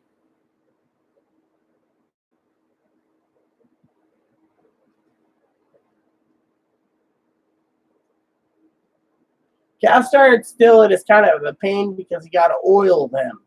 And properly prepare a cast iron skillet, you need to have the cast iron skillet with oil running around it, you know, from the inside, literally in the inside, the outside, and you wipe the oil down and you bake it to a certain temperature. So then your cast iron skillet is a lot more seasoned than anything. Once you season it, you're good. You just gotta make sure you use the right waters and stuff to clean it and dry it. And once you're re-season it, otherwise, you know.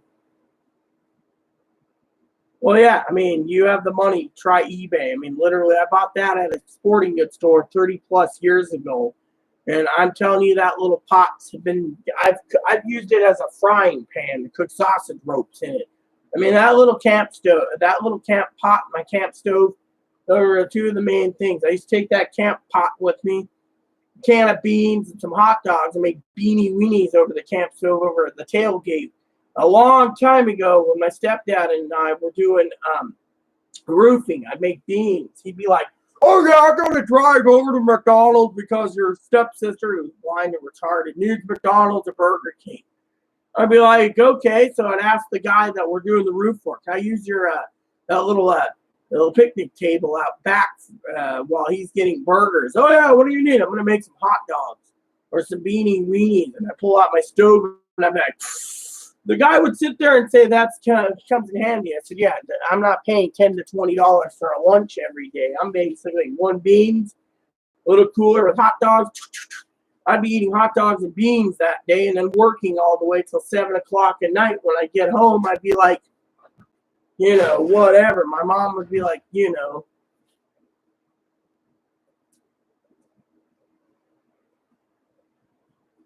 Anyways. I mean, right now, people sit there and say to me, why do you eat one meal a day? Because we got to prepare. The summertime's coming up soon, and we don't know what it's going to be like. We still got 14 days to the lockdown ends, and it ain't going to get any better.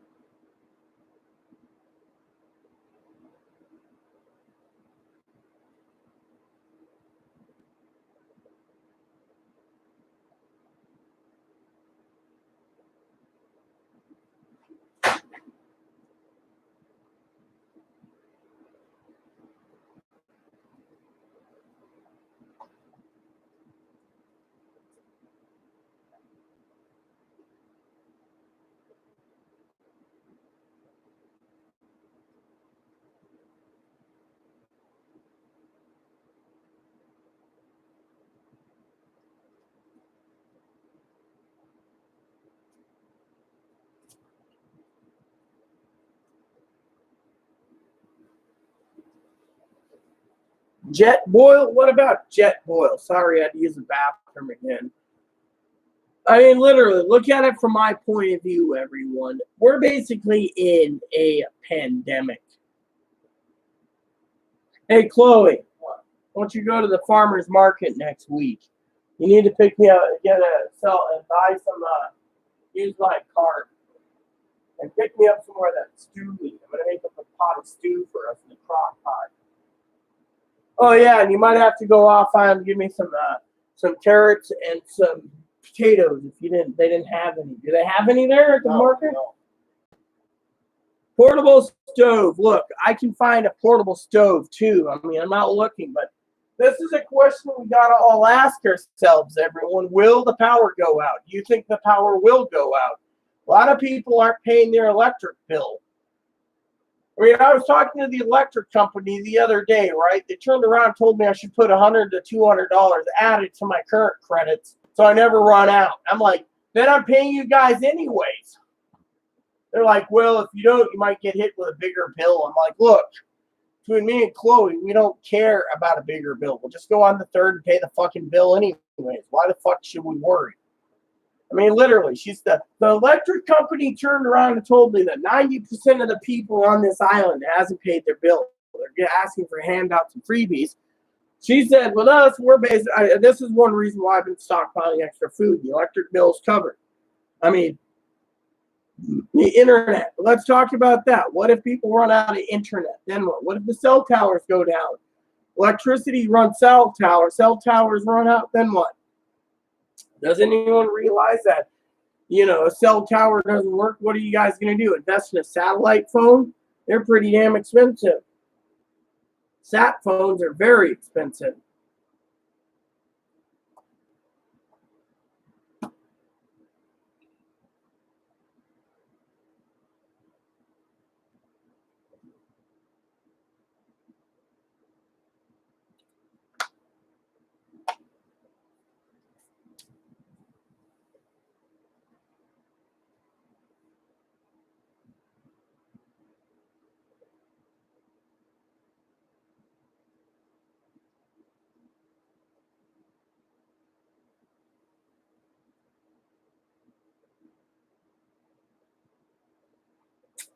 Point I'm making is look around. We all have to ask ourselves, will the power go out?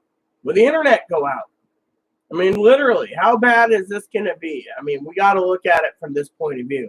So please post comments about that too. I want to hear your opinion. Power goes out, internet goes out. I mean, literally. Does anyone have any forecasts for the future? Let's hear them.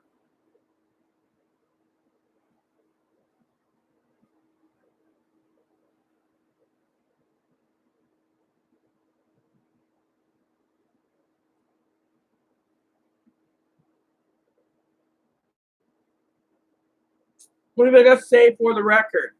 This channel is here to help you all out.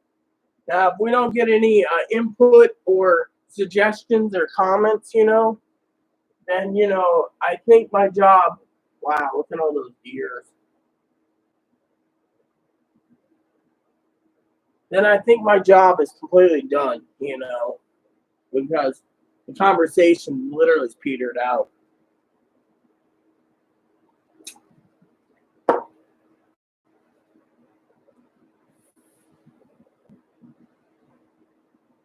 I mean, literally, we got to look at all options, and yet,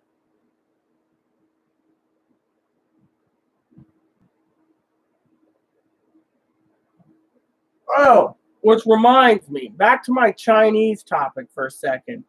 If basically China goes into a Cold War, companies are going to have to scramble to find factories to make other items, which means basically uh, stores, mall stores, other places won't be able to carry stock because they're in a Cold War with China, which means you got to look at the big picture. So that's the question you got to ask yourself. How much, I mean, we've relied on China so long that now we're having problems.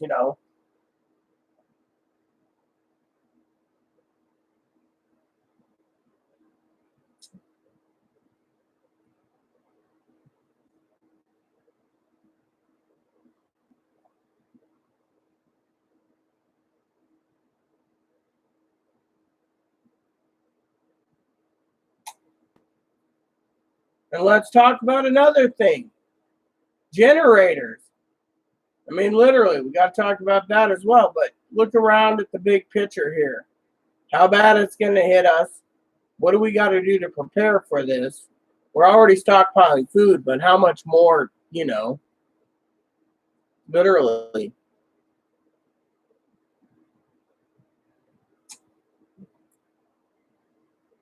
What is scary, Rob? Please feel free to tell us what's scary. I'd like to hear your opinion. Don't hide in the shadows, people. If there's comments to be had, post them. I'd like to answer questions or comments or suggestions or your fears. I'd like to hear it all. Like I said, we're in a pandemic. We're here to help everyone out. I mean, literally. Well, yeah. I mean, the thing is, Rob, you got to ask yourself, in this pandemic, will we lose electricity? Highly unlikely, but more likely it could happen. I mean, you got to look at and weigh the possibilities. I mean, literally.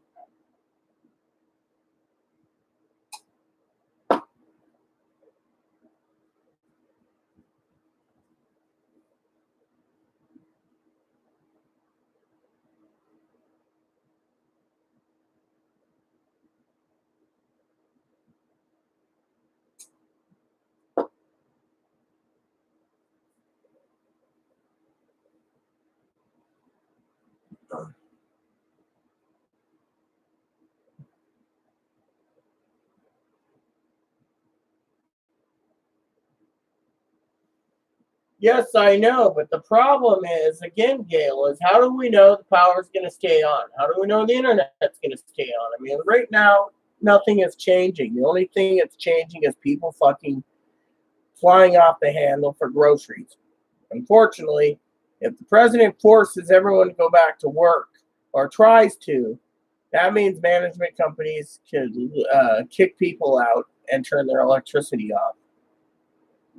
Well, we're already prepared for a food shortage. We're still preparing for it, all of this, but electricity, that's a different story. Mm.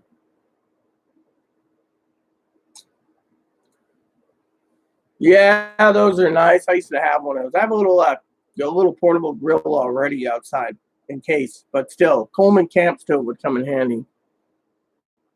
I'm gonna look up something.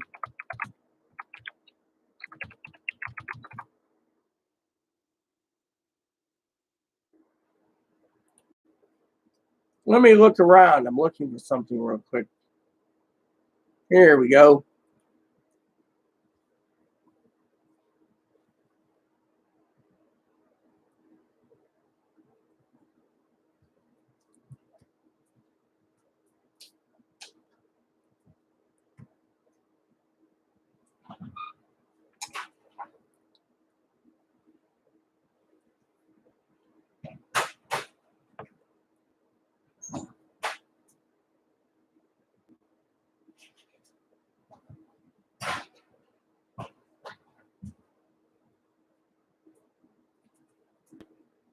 Just realized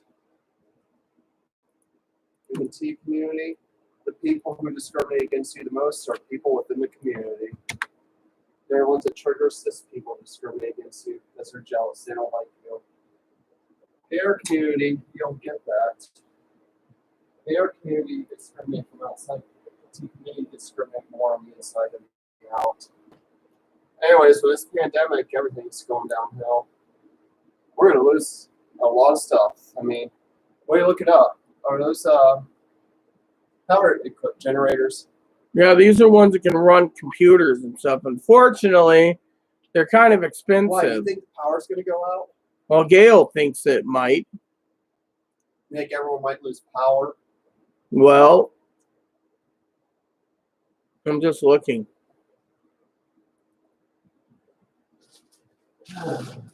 Those things be bought up quickly, too.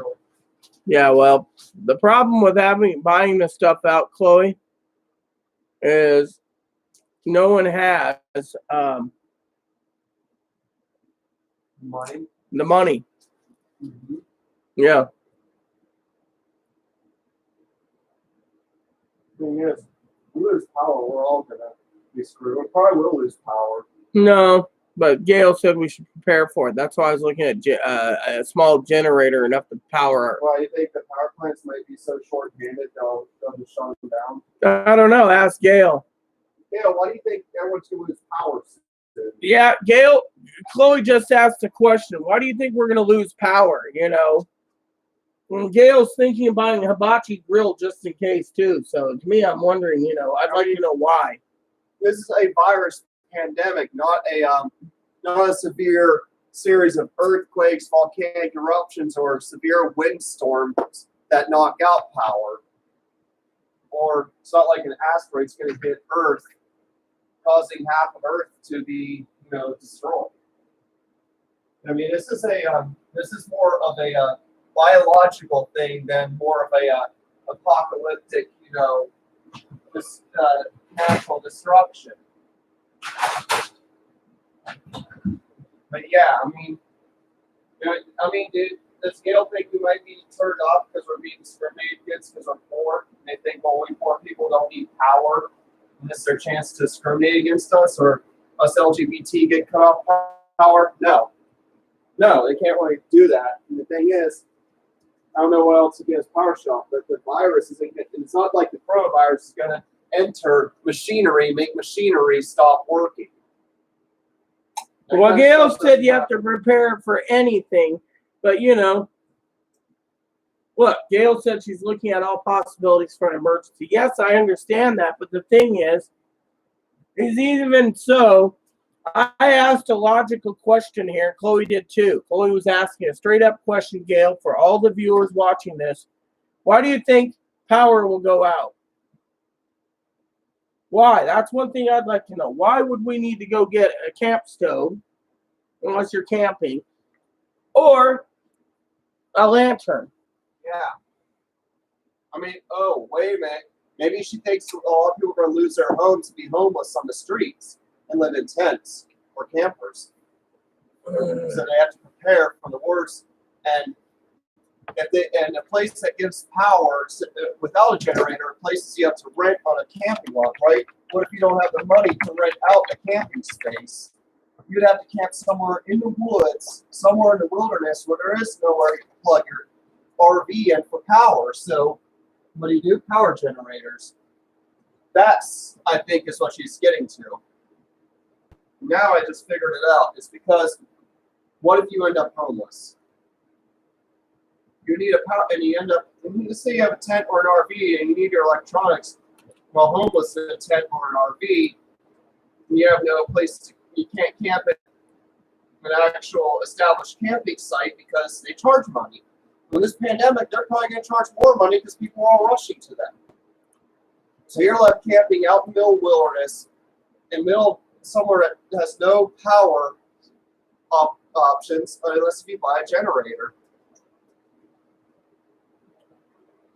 The interstate between Reno and Nevada, earthquake hit yesterday, 6.5. So she said she wants to prepare for it. Yeah. Struck near Tonopah, closes down the highway. Aftershocks, okay.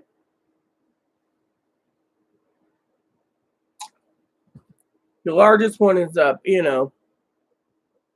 But my theory on it, 4% is chance it'll hit in a my week. theory on needing a generator is possible too. I'm a homeless man. Followed by magnitude, they're forecasting a 7.1 in July. 7.1 July 5th. Okay, 2019. 1954, there was a 7.1. Okay. 4%, 20 or 30%. There's still potential then.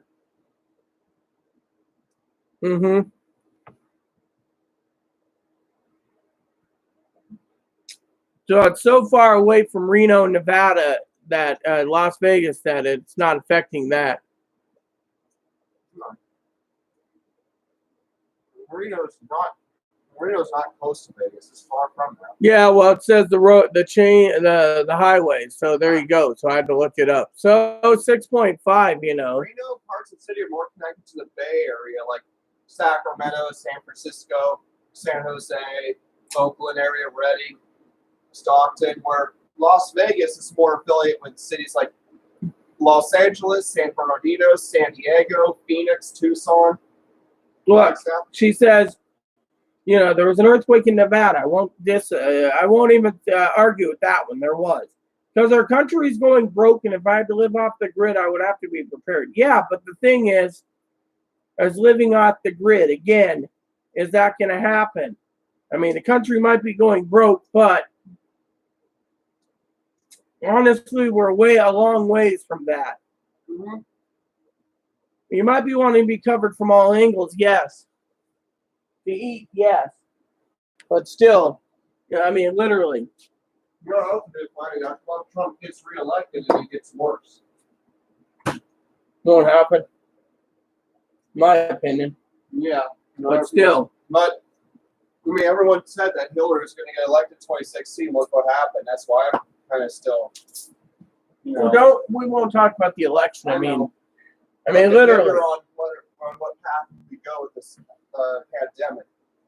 It could get worse. It will get worse. We know this because he's bankrolling that everything will go back to normal, and we'll have a great 2021 when it comes to the economy, but we won't because no one trusts going to work because they don't want to get sick. He's trying to steamroll past and say there's going to be a vaccine by Christmas. There ain't going to be a vaccine by Christmas. Dr. Fauci and Dr. Birx said this, and yet he wants to fire them too. He wants to reopen the government. He doesn't give a shit if it kills 2 million people or 20 million people. His gut feeling is always right, in his opinion. Mm-hmm. So he thinks he's God. He thinks he knows everything. Yeah. I live in Tornado Alley. Look, if there's a major earthquake in Alaska or Seattle, a major one, we're in a tsunami area. We're on an island where tsunamis can hit, so we're prepared for it. But problem is we have to be prepared.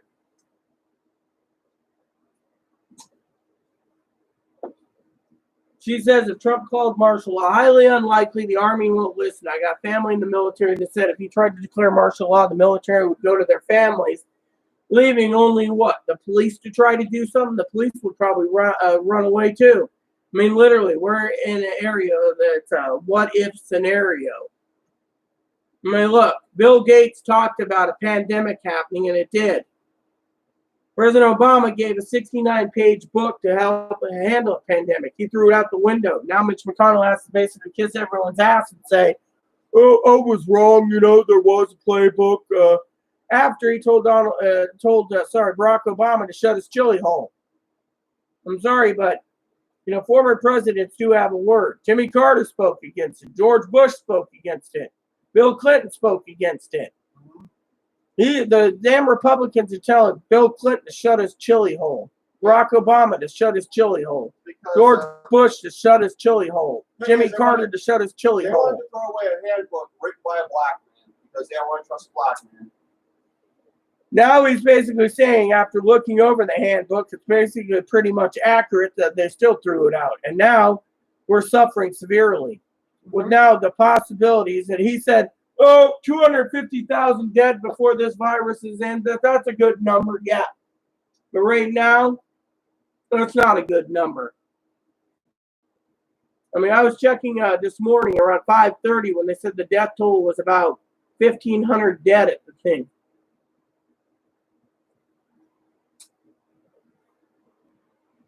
Well, he can't do it. That's the thing. To do that, he has to do certain reasons, and Congress won't allow it. Congress would step up. What you're dealing with, I'm not worried about. You know why, Gail? I'll tell you why. You might want to prepare for all this, but if you read Psalms 91, it basically clearly states that God's there to protect you. If you believe in God, He will protect you. He will guide you. Why should I even worry? God's protecting me. My father-in-law said the same thing. I read Psalms 91 this morning. I mean, literally, you can go and stockpile everything you need, but me, before I go make a major purchase, if we get this money, I'm the one that's basically going to be praying to God. God tells me to buy a camp stove, I'll buy a camp stove. God tells Chloe to buy a generator, we'll buy a portable one, keep it inside until we need it.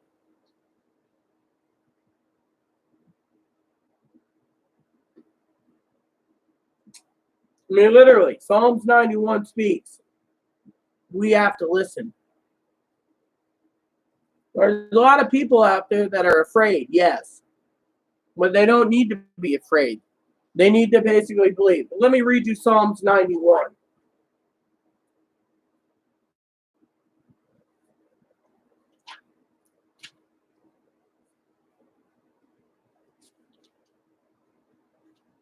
I'd rather use my new Bible. You know what? I'd rather use my new Bible. Sorry to say. Not Chloe's Bible.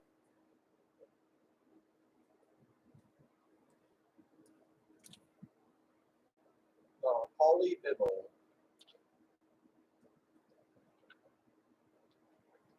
By the way, everyone, this is a study Bible too.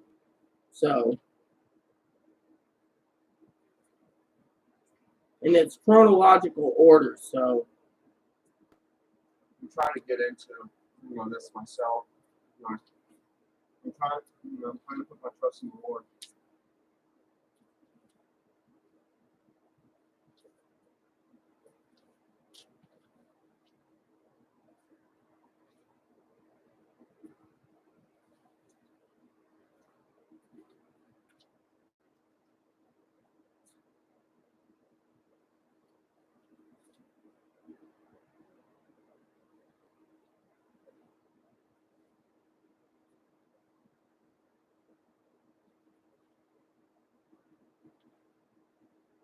being in chronological order means the Psalms aren't always in order.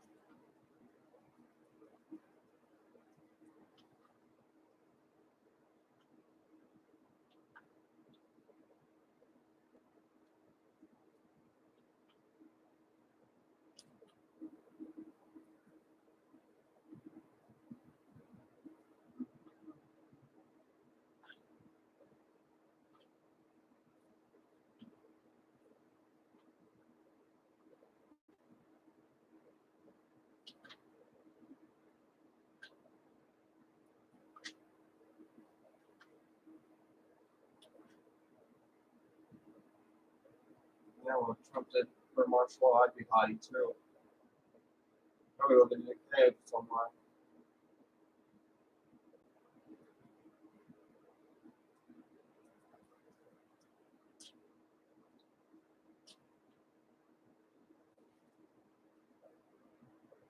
Now it's like a afraid there would be soldiers looking every corner of the country, even the wilderness, even any cave in mind for people.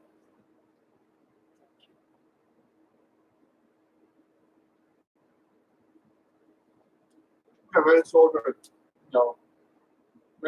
wouldn't go with martial law, but some would. Some wouldn't care. They follow their orders. Many they think military is the best damn career they could ever have.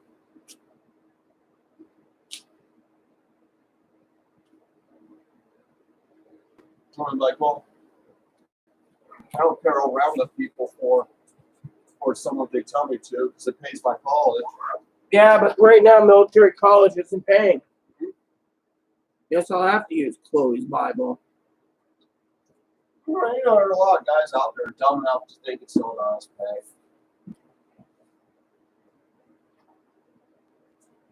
So, go ahead. Psalms 91, everyone.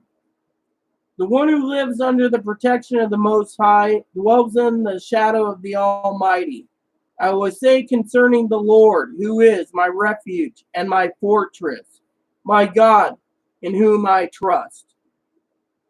He himself will rescue you from the bird trap, from the destructive plague, or some call it pestilence. He will cover you with his feathers. You will take refuge under his wings. His faithfulness will be a protective shield.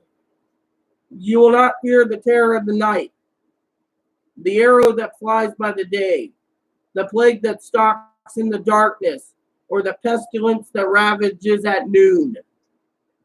Though 1,000 fall at your side and 10,000 at your right hand, the pestilence will not reach you.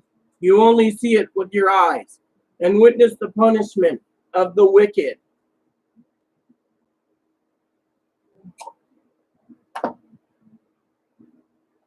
Because you have made the Lord my refuge, the Most High your dwelling place, no harm will come to you, no plague will come near your tent. For he gives his angel orders concerning you, to protect you in all ways. They will support you with their hands, so that you will not strike your foot against a stone. You will tread on the lion and the cobra. You will trample the young lion and the serpent. Because he has his heart set on me, I will deliver him. I will protect him because he knows my name. When he calls out to me, I will answer him. I will be with him in trouble. I will rescue him and give him honor. I will satisfy him with a long life and show him my salvation.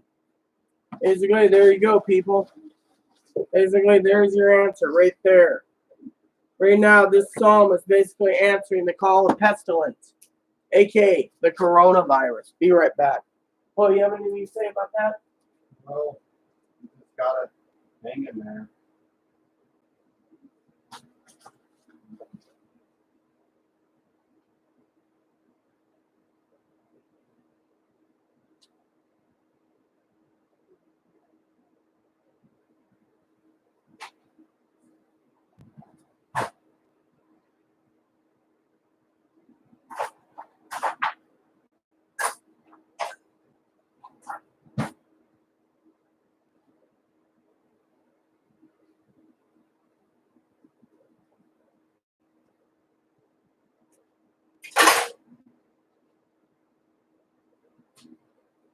Basically, like I said to you all, I trust in God. In one of my Bibles, it says in the study notes that you must pray to God. I'm not going to sit here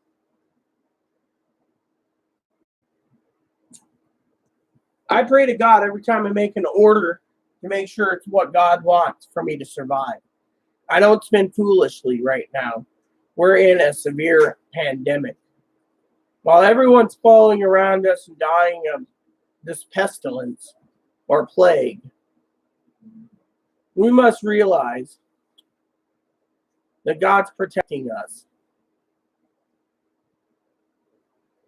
Some people just say, oh, well, he doesn't exist. Well, that's your business. Me, I believe in the end, he will get us through this, but we must trust in God. While people flock to buy generators and camp stoves and camp pots and something else, you got to ask yourself, is that what God wants you to do?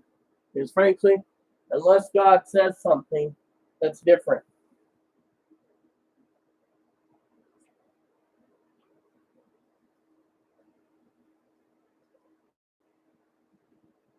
I have a song playing in my head. Right? I'm just asking Chloe her opinion. What is it? Before you go and buy any major purchases or any purchases, you inquire to God before you go and buy it. You should. God will tell you if you need it or not.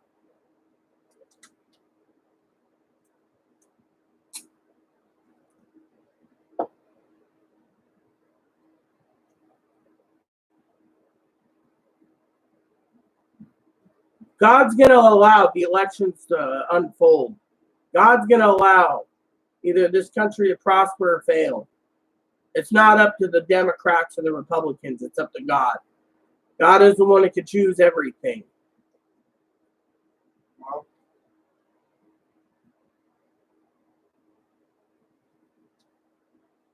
you can choose for a pandemic to kill us all. Do you think God wants to kill everyone on the earth? Well, puts in heaven or hell.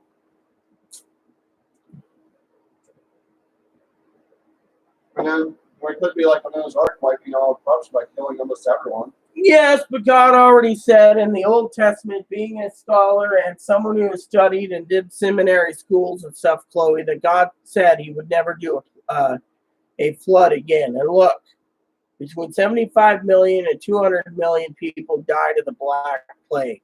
Population still here. Did God bring that on? Honestly, no one knows if God used pestilence.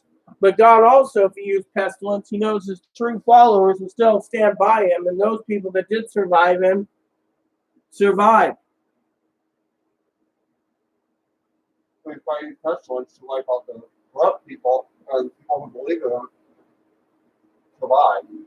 It would be more efficient than flood. It's like Gail said, I personally just want my ass covered. You might want your ass covered, but, you know, to me, let everyone do what they want. Because pestilence, no one has to build an ark to survive. Well, God's not going to flood the world again with rain. He can do other means. He can do earthquakes, which, if you read the tribulation, Jesus said that before he comes back to earth, there will be wars and rumors of wars. There will be pestilence and earthquakes in diverse places, or aka in remote places. Therefore, look at it from Jesus' point of view. There will be false prophets prophesying.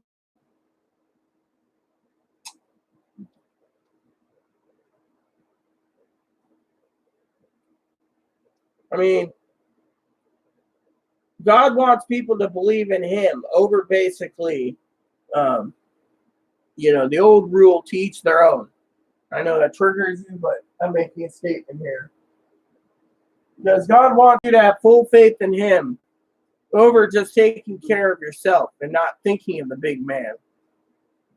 Because if you think of yourself, you're stockpiling for yourself. You're not asking for advice from God. Then the plague might come down on someone else. And so he doesn't want the plague to fall on other people. He wants people to trust in him.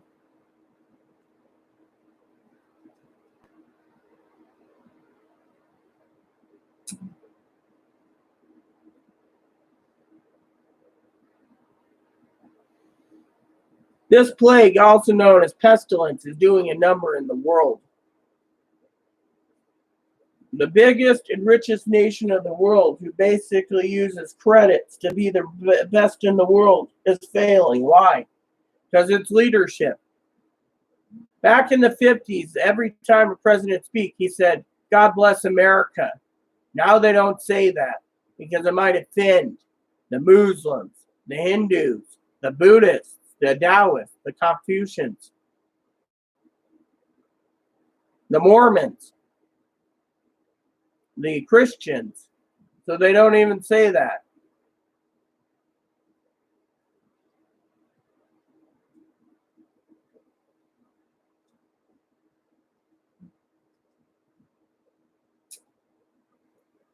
I believe that the Lord will get us through this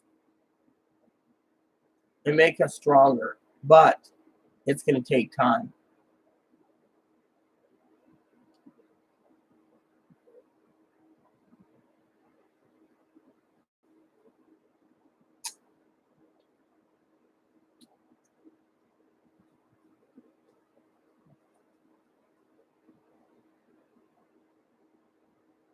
Here's another tip. As a survivalist, I'm going to say this.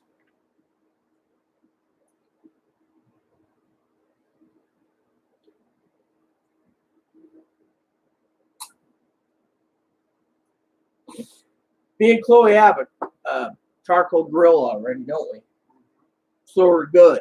We don't need a hibachi grill, but you got to ask yourself, if you have a patio, then you could cook on your hibachi grill. But if you don't, then you got to go outside to use your hibachi grill. Then make sure you use it in open air. And make sure you keep an eye on it because someone might go and steal your hibachi grill. You got to ask yourself, what's more important?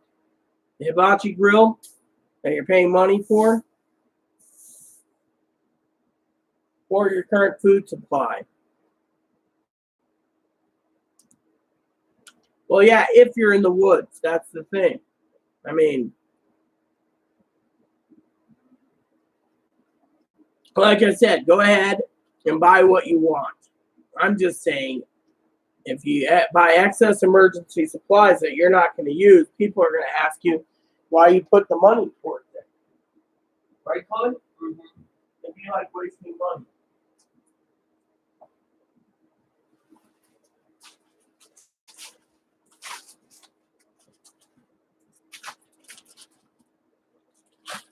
It'd be saying, I mean, that's the thing. You got to look after yourself and say, is this worth it? Me? I'll ask God before I buy a generator, a hibachi grill, a tent.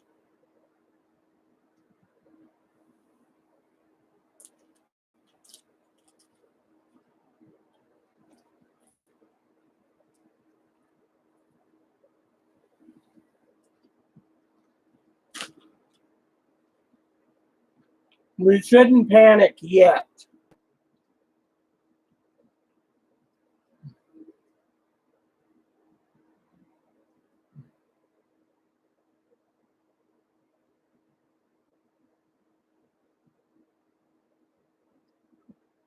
Well, that's good to know. But like I said, this is not the time to panic yet. Panicking right now doesn't do us any good because it's still too early in the election. And we just got to go day by day.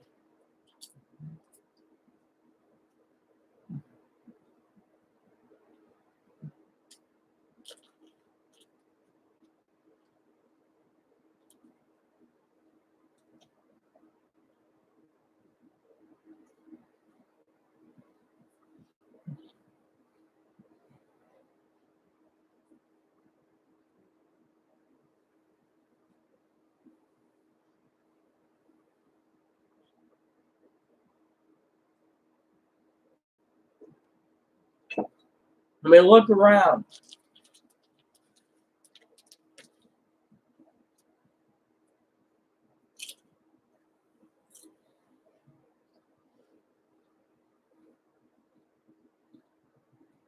When someone has the right to build a garden, so be it.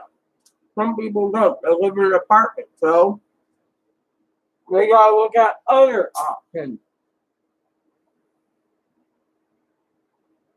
I like to get Chloe's opinion. Chloe? Yeah. I mean, what are you talking about? Survival. You're eating a hamburger, not even paying attention. Okay. Need to do what you can have to survive. I mean, I'm not encouraging anyone to kill someone for their food. Mm-mm. That's the wrong way to go about surviving. Yeah, don't go kill other people for their food, but like I said, do not do it. My point is, if you look at the big picture, right now, the food pandemic is pretty bad, you know. Well, even if they know how to use the gun, the problem is again, state laws say adults are supposed to handle guns. Kids can only do it with supervision. Fishing, everyone can learn how to fish. Fortunately, if shit hits the fan, everyone's going to be taking all the fish, and then there's no fish left in this country. No, and in the ocean, fish won't even go near land when everyone starts fishing in the ocean too, because they'll all stick where people don't fish. Mm-hmm. Fish are smart. They'll start going places where we can't get to them. You know, and in Europe, I read about Native American history, right? Showing history about how Native Americans treated their land with respect. They only caught what they needed to survive for their own people, where they compare it with Europe during those times where Native Americans ruled America. Europe, when it came to hunting, they didn't hunt for survival. Europeans hunt for sport, and they hunted just to show off, but they only allowed the rich nobles to do it. And the peasants couldn't even eat the livestock they raised. So peasants, the only meat they could eat was fish mostly. So they all flooded the rivers and lakes and caught all the fish. And the farming polluted the waters, where most of the fish died or disappeared. And they gave all these peasants no choice but to get fish from the sea and build boats and explore the sea. And that's how Europeans started to explore opportunities of catching seafood. Because they had to resort to the sea. Because they exhausted all the freshwater fish, so they went to saltwater fish.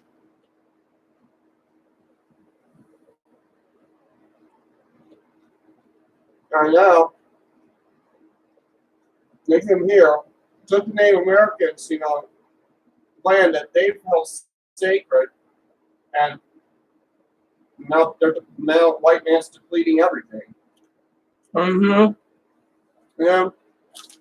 Asians, like Chinese, are depleting their land. Well, let me put it to you this way.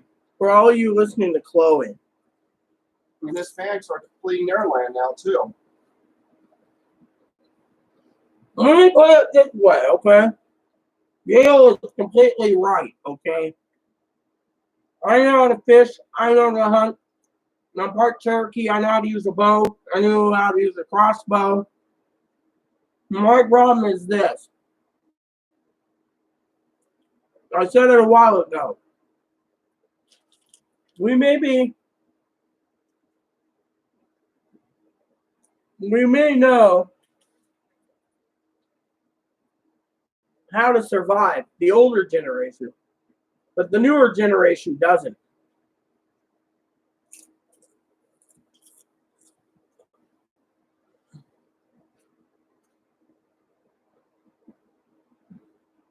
No, even Africans are starting to deplete their land, too. Look, people say America and the rest of the world is the land of opportunity, but problem with the land of opportunity is this, everyone. Now, people go out, and they go out, and Gail knows this because we had to boot someone out. Remember, Gail, that one person. Let me give an example.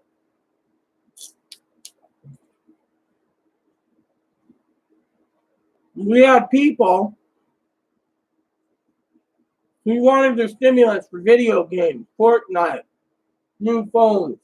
Problem is the government is allowing the Commerce Department to flood the market with too many brands of products. Too many people Samsung started making like 300 types of phones, and Apple started making their phones, and eventually they flooded the market.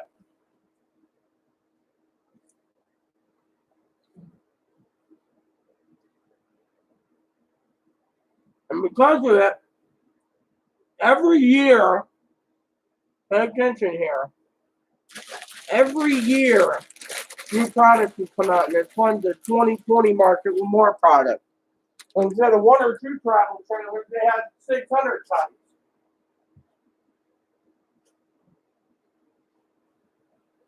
They had like 5,000 different computer configurations, 10,000 desktops, 3,000 different televisions. I mean, how many times does someone basically come out with a product?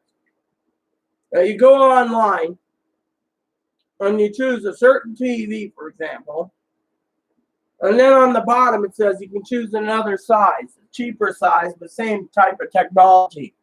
75, 77, 72, 70, 65, 60, 55. I'm sorry, but one series has 10 types of TVs. You got a problem. They're saturating the fucking market. The point that these companies go and finance the newest and latest technology every year, and that puts their products on the market, saturating it, whereas the people there say, oh, I don't need a TV for a few years. And when they do buy one, they're buying last year's model at a discount. I mean, there's so much excess junk and spending because there's too much waste. This country is the one that wastes the most food, wastes the most electronics, wastes the most everything. And so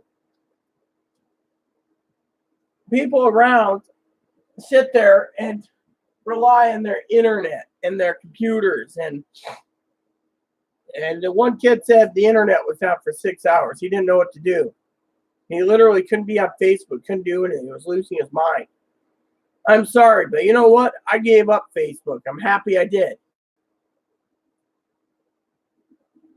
Because frankly, it fucking royally sucks ass. Literally.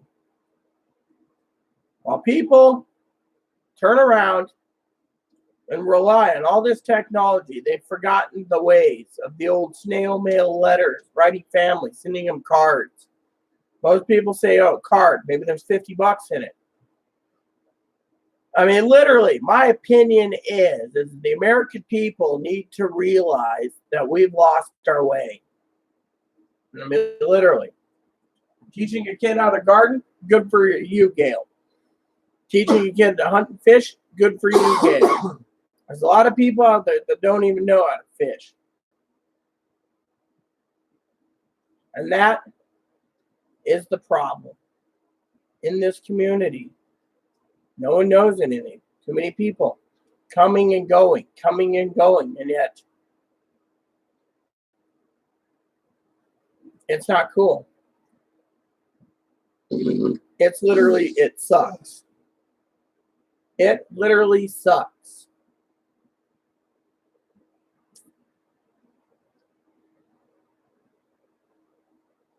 Because, Gail's right. You have to prepare for yourself. But I put myself trust in the Lord to get me through things. And frankly, if the Lord says buy a generator, I'll go buy a generator. But, right now, the Lord knows what's happening. We still got 6 months to go almost to election. In the meantime, we must wait day in and day out, day by day. Prepare, stockpile. Me and Chloe's got a charcoal barbecue. We're good there, but the point is you got to ask yourself, what is the future? How is the future going to be held? It's not going to look right. I had a scenario in my head. I don't think it would happen, but Could be a possibility that the pandemic causes the U.S. to eventually split up into separate countries. Yeah, hubby said that too, but unlikely because part of the union. They basically have civil war before that happened. Yeah, and eventually it gets to the point like the Roman Empire fell, became war. Romans are still trying to gain control of land they had, and the people who lived in that land said no. They were fighting the Romans off. Yeah. Anyways, like I said, we just got to prepare slowly and surely, but not basically going overboard, but just stockpiling everything we can, literally. And so that's how I see it. Just take it one day at a time. Watch the news, read the news, analyze the news, see how it plays out before doing something massive. Because once your money runs out, you're going to be hating you spent something you didn't. So, I mean, literally, look at these people right now. It's Gail and I joke about Fortnite, cell phones, computers, laptops, desktops, TVs, video game systems. They're the ones that are pushing for a second stimulus, and they're all doing a happy dance right now that there might be a second stimulus. Fortunately, there is no second stimulus. It's dead on arrival. So, who's the one that's suffering? These people. We're sitting here stockpiling things like beans and rice and ramen and mac and cheese, and we're going to survive. Oh, I'm not saying it's bad not to think ahead, Gail. You're doing the right thing. I support you on this. I'm just saying you need to look at these people that go ahead and do shit overboard, buy booze like crazy, buy TVs and everything else, and then they go to the government going, oh, second stimulus, we need a second stimulus. Well, yeah, I mean, literally. I mean, if I'm going to buy a camp stove, I'll buy a Coleman, flat out right. They last a long time. If I have to buy a lantern, it'll be a Coleman. I mean, literally, I'm just saying for my own needs, but for me and Chloe's needs, I should say. It's both me and Chloe living here. But the point is we as in a community need to basically pull together. I mean, this isn't just about me. It's about all of you. And if we screw up, it's okay. By the way, I was thinking a generator might come in handy if the power goes out for the freezer, the freezers. But you need a heavy duty one. But I don't want the fucking manager complaining at the base of the stair a generator is vibrating because they'd fucking complain about it, And someone might just boost the generator anyways. So, again, where we live, someone might just pinch it because they need a generator more.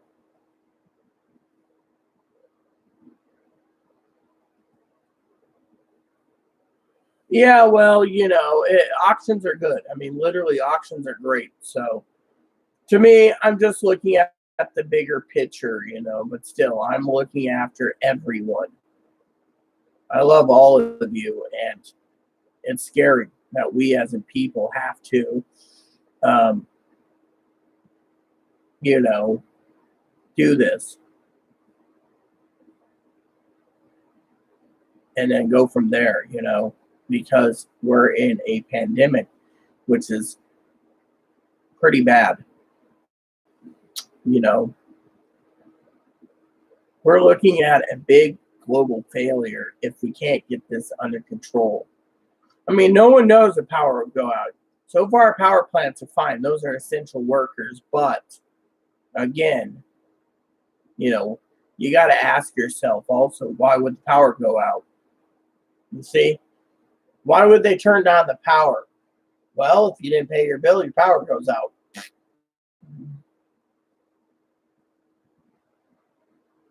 Oh, I agree completely. Me and Chloe already have backups in place. The problem is again, you got to ask yourself, why would the power go out? Literally. I mean, in our state, the Columbia River and the dams on the Columbia River power 9 states and half of Canada. So they get their money from Canada, and then Canada powers like 10 states and 3/4 of Canada with their dams. So technically, if you look at it from the point of view, our power grid should be secured. The question is, why would it go down? And that's where I'm talking about is a big hypothetical of why it would go down, unless there's not a lot of people You know, I mean, it is a good idea, but you got to look at the numbers. I mean, literally, people sit there and say, "Well, Rita, you're my girl. You're my numbers girl. What is the percentage?" I'd say it's about a 1% chance, you know, that the power would go out during a pandemic, and that's if it was bad enough, you know. I mean, that's how I see it. Call me insane if you want, but it's like um, saying martial law. That might be 2%. That's about 2 or 3%. That's it. That's the approval rating of percentage that would happen. So it's very low percentage, but still, you know, you got to look at the big picture.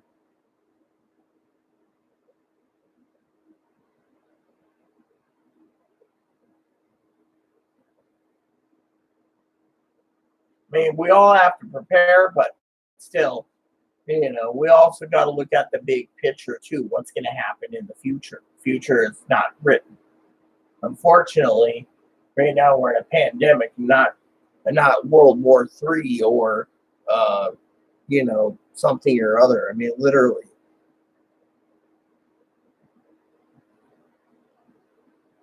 And that includes the other problems of the power. Power won't go out also because there's too many factories producing foods for us, slaughtering meats, shipping companies like Amazon. If there was no power in the country, they would all come to a grinding halt. Things would never be sold. They wouldn't even be able to produce catalogs so you could order it through the phone, which means phones would be down, cell towers would be down, communication would stop. I mean, literally, if you look at the big picture, logically, it doesn't seem to be working, you know. I mean, yeah, we could all be concerned about it, but I wouldn't bankroll on it. You know, it's a low percentage, you know, because you got to ask yourself, having no power would shut down the entire economy, shut down the commerce department, shut down the online community, shut down the communications community, shut down the postal service, shut down everything. Literally, it doesn't look like it's going to happen.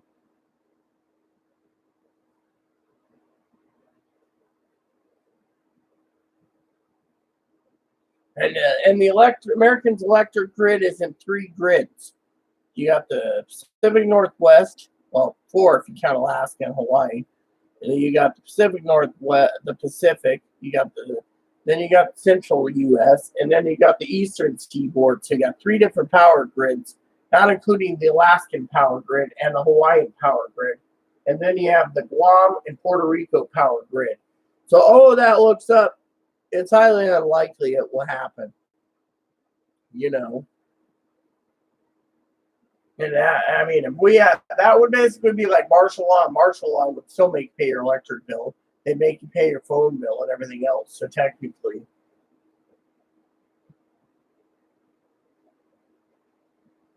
I mean, in my opinion, it's a big what if, you know. I mean, I'm only looking at the big point of view is what can happen, you know. I mean, literally, our apartment manager probably won't let us have a generator. But still, you know, apartment manager wouldn't even think about those little grills that we got either. So, anyways, this video has gone too long, and frankly, the comments petered out. So maybe I should go and get something done around the house here, or watch a movie or something. Because frankly, I mean, literally, like I said, you know, we got into different chartered waters, and honestly, even though we're talking about the pandemic, the comments petered out, and everyone left. So technically, except for Gail. So technically, everyone else left, and we have 5 other people watching and not commenting. So I think it'd be time for me to go in a few minutes and do something else. What do you think, Molly? Yeah, I think so. This is going over here. I want this table clear because I'm moving it. Just leave them off the floor before I head out to the store. Okay. I should do some spreadsheets eventually. I just, like I said, the videos petered out. You know, we went into uncharted waters. You know, we're talking about the economy, which is part of my channel. We were talking about um, the economy,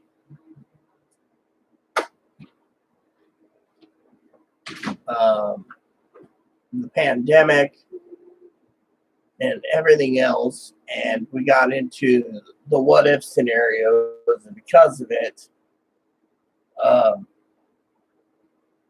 well, like I said, because we have 6 people watching, no one commenting, I'm going to log off and relax because, like I said, this video's gone too long. And,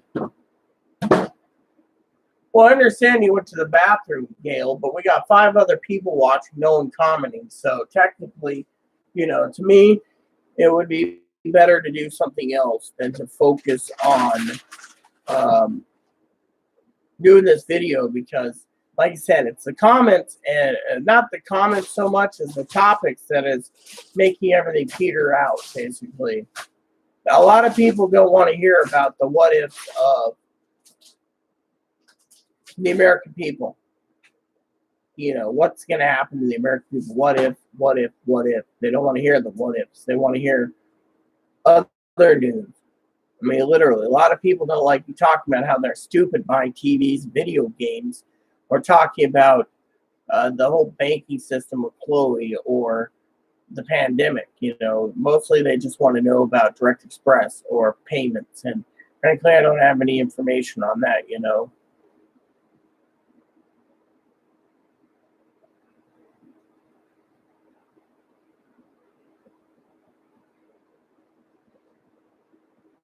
And so that's why I said I should get going soon.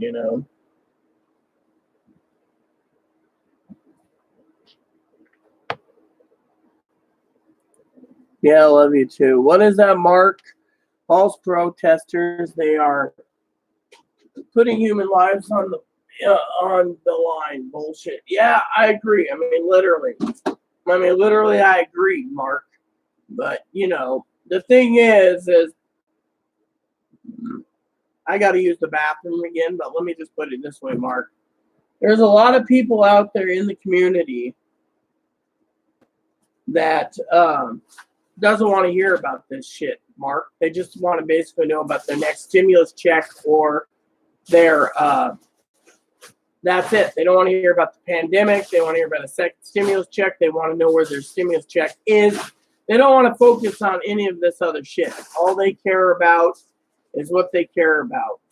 I mean, I love Gail dearly, and frankly, like I said, it's to each their own. I know Chloe gets upset about it, but to turn around and talk about the American people, might lose power or whatever. It's a what if scenario,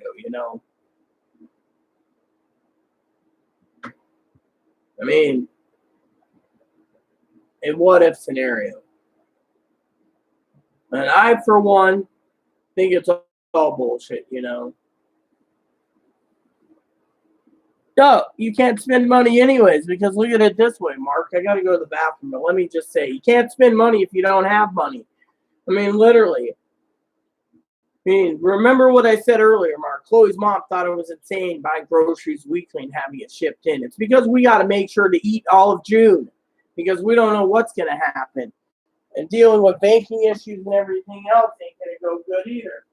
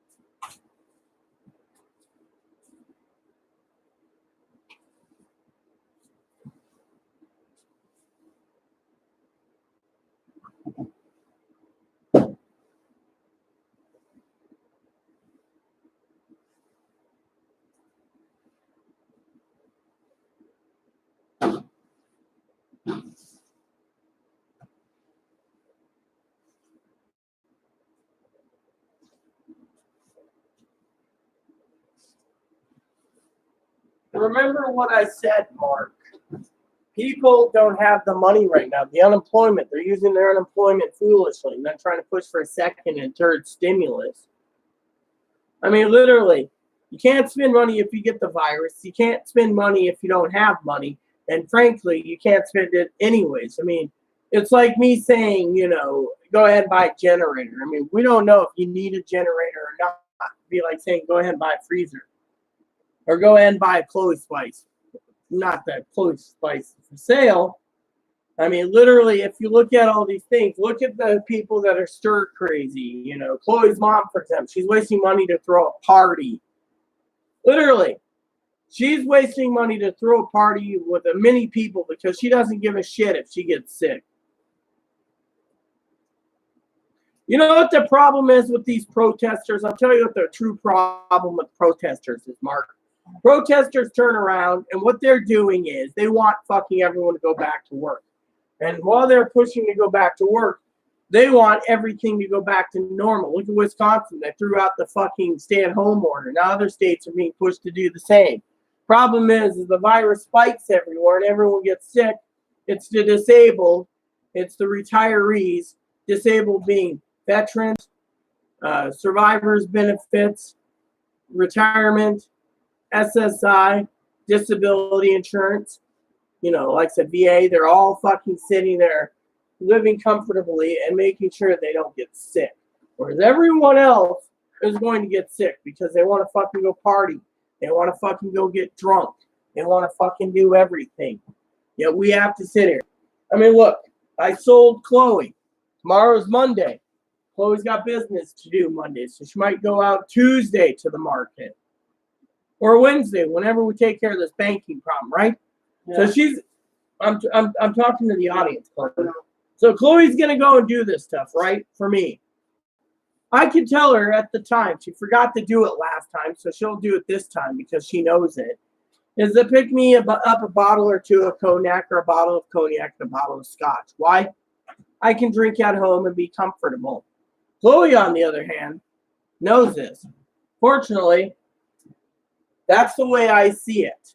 If I want to drink a bottle, I'll drink a bottle at home. I won't go get shit-faced because I can stay in the house, get shit-faced, pass out, wake up the next morning feeling pretty damn good, and not worry about fucking going out and partying. Oh, the experts are completely right, but President Trump wants to fire the experts. He wants to go full steam ahead. I mean, look what he said. Vaccine or no vaccine, we're opening the government. My career is on the line for my presidency, and I want everyone to go back to work. Literally. And then when everything spikes and people get sick and the death toll hits 3,000 plus, he's going to say, oh, those numbers are fake. Then when they turn around and the pandemic is 100,000 people infected a day and more people are dying, he's going to say those numbers are false. Yet, when the death toll spikes up to 184, 190,000 or more in August, and September gets more, and October gets more, and fall and winter, and they're getting ready to fucking do things, he's still going to turn around and basically say the numbers are false. He's just bankrolling that you going back to work if you're, So here's the deal, okay? Currently,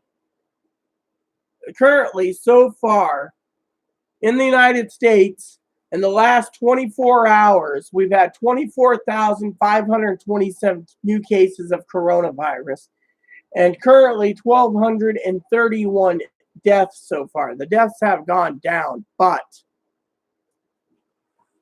the point is they're trying to basically contain this, and yet that's the statistics right there as of Google.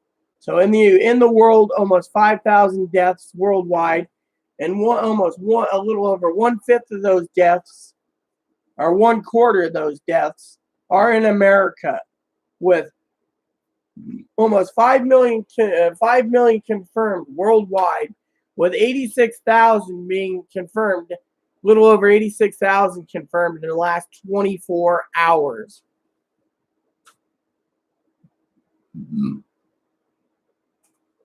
So They're keeping a tab completely of who's got it and who hasn't. And yet, people sit there and say, oh, well, I mean, we're almost close peaking. Tomorrow, we're going to peak over 90,000 dead.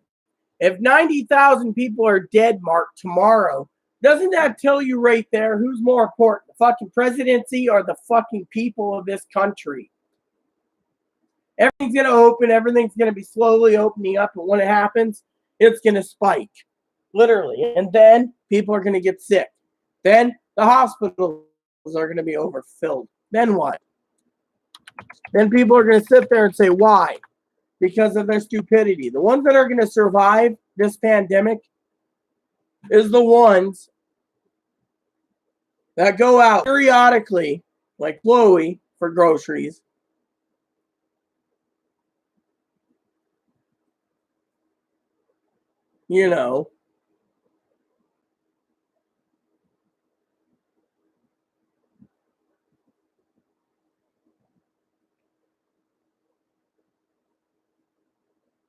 So yeah, I mean, literally, if you look at it this way, right?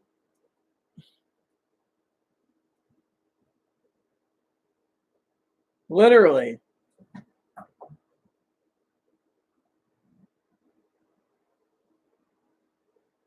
Like right here, the Northwest. Washington State's once bustling, this is how bad it is. Border towns and islands fall short. Okay, so this pine cleaner here should do the floor, right? Yeah, you just put a little bit in there. Let's see what this says. Let's see. U.S. Canada border. Hold on. Our island's on here. Our island. Here's the border crossing. Blaine, Whatcom County. The closure already exploded consumer confidence in shopping right here. A statewide stay-at-home law and the walled-off borders felt far the counters. Ferndale and Sumas tribal casinos are likely a thirst for previous Canadian customers. They're not going there. Alaska ferry system for Bellingham and Washington State Ferry Service, Anacortes to Sydney, are on a check back later status. The MV Coho private ferry normally plying the Strait of Juan de Fuca daily between Port Angeles and Victoria has been involuntarily furloughed. You see? Clipper vacations from Seattle to Victoria and San Juan Islands resume June 1st. But beyond that, it's tough to get up there from down here and vice versa. So they might close it still. Oh, here we go. In the all feelings jar, the seafaring culture of Washington San Juan Islands and Friday Harbor and BC's Gulf Islands, connected chain that has long felt like a single slice of maritime heaven to Northwest boat cruisers. Unlike the Ruler Strait border, the Maritime International Line, says right here.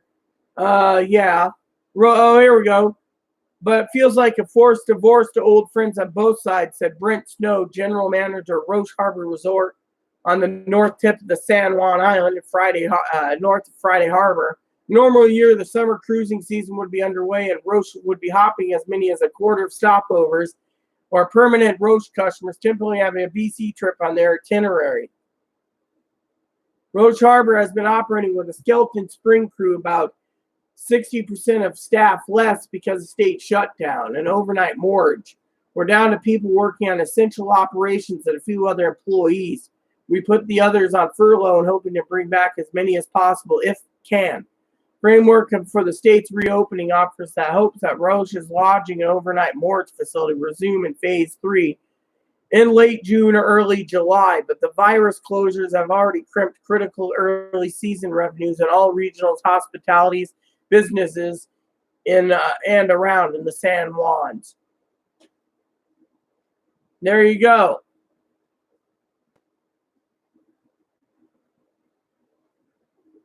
See, there you go. So, wow, right there, my own island, talking in the Seattle Times today. I mean, literally, that tells you right there, peeps. That tells you right there, my lovely peeps watching me. Now this is affecting everyone. They say late, maybe late June, early July, if then.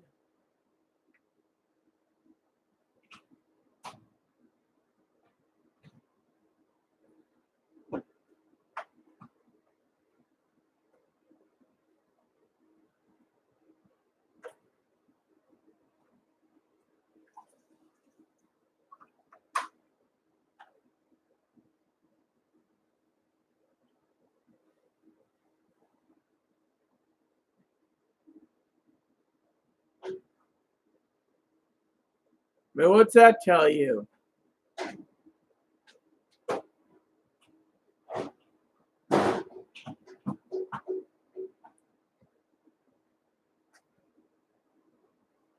Here we go. Top Trump official today says county safe to reopen. Governor stressed social distancing. There's not enough social distancing, as Mark said, so guess what happens?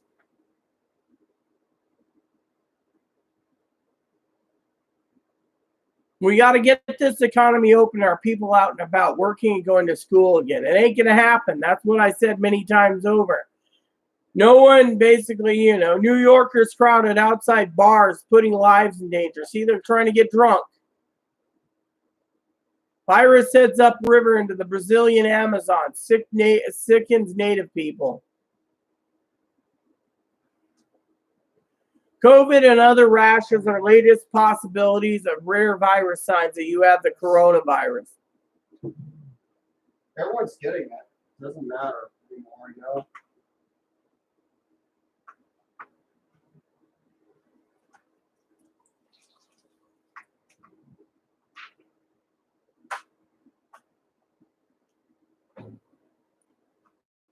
Yeah, I mean, literally.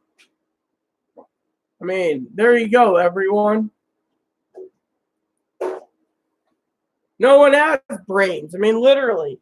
And because of it, Mark, because I'm sitting here talking about the pandemic, right? And what's going on in my side of the world, we lost people. They don't want to hear it. All they want to hear about is themselves. They're basically a lot of selfish people out there, Mark, that are only selfish, like Chloe's mom. Chloe's mom wants her check.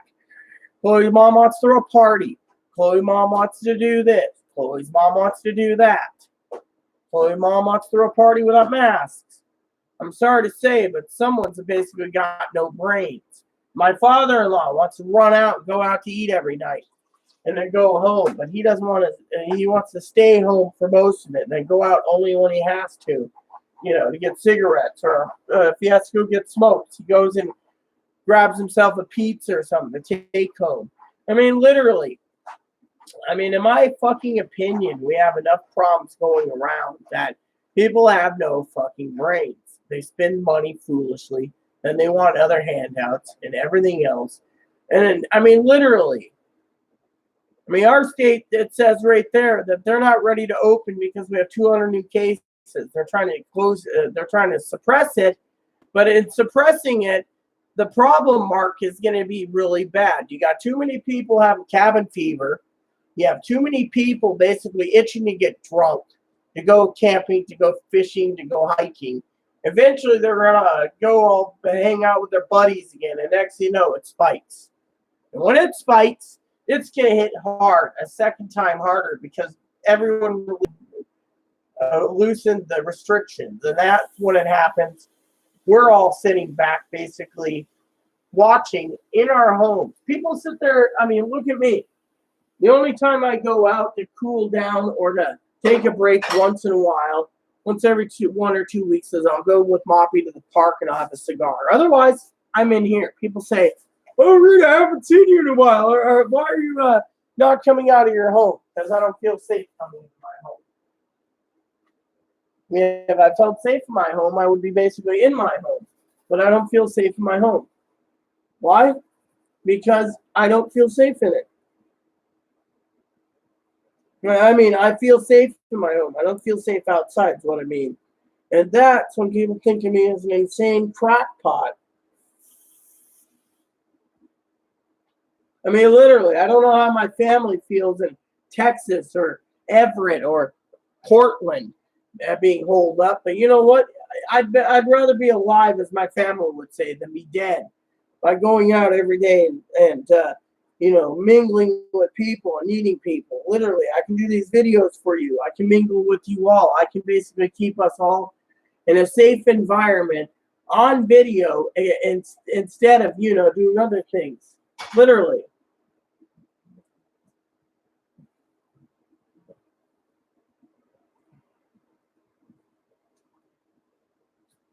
I mean, look, people sit there and they come to me online, offline, sometimes when I'm walking and I see a friend of mine, they're like, hey, Rita, what have you been doing at home for the last 2 months? There's plenty to do. Spreadsheets, YouTube vids, movies. I mean, you can focus on one thing or you can focus on many things. Fortunately, right now we have enough problems stacked up that we have to look at the big picture here. And the big picture is why. And the big picture is how come.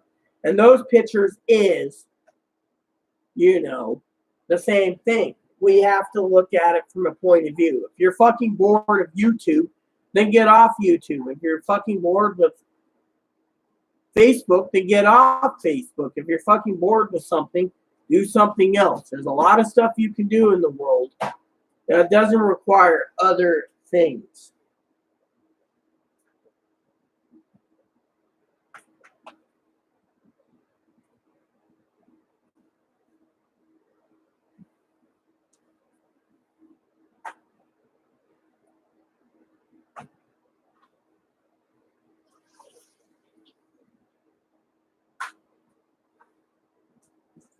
I mean, look at it from that big point of view. When people sit there and they say, oh, I'm bored. What do I do? Figure it out. I'm on YouTube. I'm making videos for you all. I'm making sure that you're all taken care of and we have the latest updates and stuff to prepare for the next big thing. People don't like it. People sit there and say, oh, she's talking about the pandemic. I want to know about the fucking second stimulus. Fuck this. Oh, she's talking about a rabbit. Fuck this. Oh, she's talking about Chloe. Fuck this. Oh, she's talking about Chloe's mom being a douchebag. Fuck this. Oh, she's talking about banking issues. The hell with that. I mean, literally, we got a lot of people that watch me, and a lot of them message me saying, what a useless shithole thing today, because, we're basically talking about what's going on in the fucking world. Literally.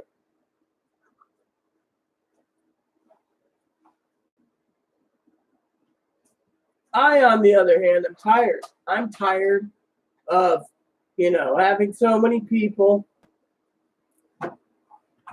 turning around and basically bitching, about the topics. I mean, right now, we're basically going to handle the second stimulus as a rumor until it gets passed. In the meantime, everyone else around me is fucking pissed off at other issues.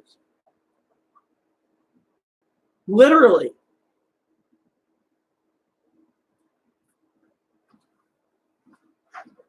I mean, in my opinion, Mark, what would you like me to discuss? Pandemic, stimulus checks, second stimulus checks, direct express. Well, what would you like to see? I mean, literally, I got all these people giving me things about videos, and yet at the same time, I watch all these things and I'm like, no, this isn't a right topic right now because of it. I don't try to talk about the commander chief, except, I think, my own opinion's my own, and, I think the country's going down the shitter because of what's going on in the fucking world.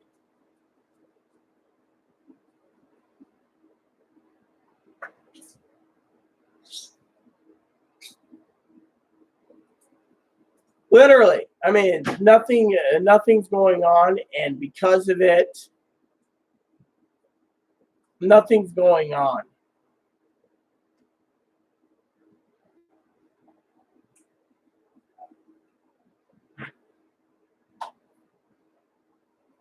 I mean,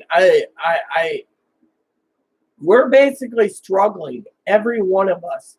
And yet, there's a lot of people who want to go back to work. There's people that don't feel safe going back to work. They're afraid their family's going to be infected. Others are going to be affected, their grandparents. And, this is something you got to take into account, and because of it, We're all in this mess together.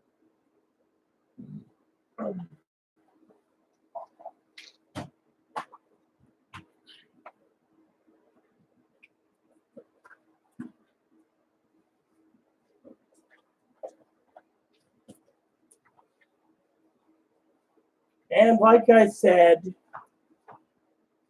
the comments petered out yet again. So, because I do these videos to help everyone out and to guide people, and yet if the comments peter out, then it's time to go.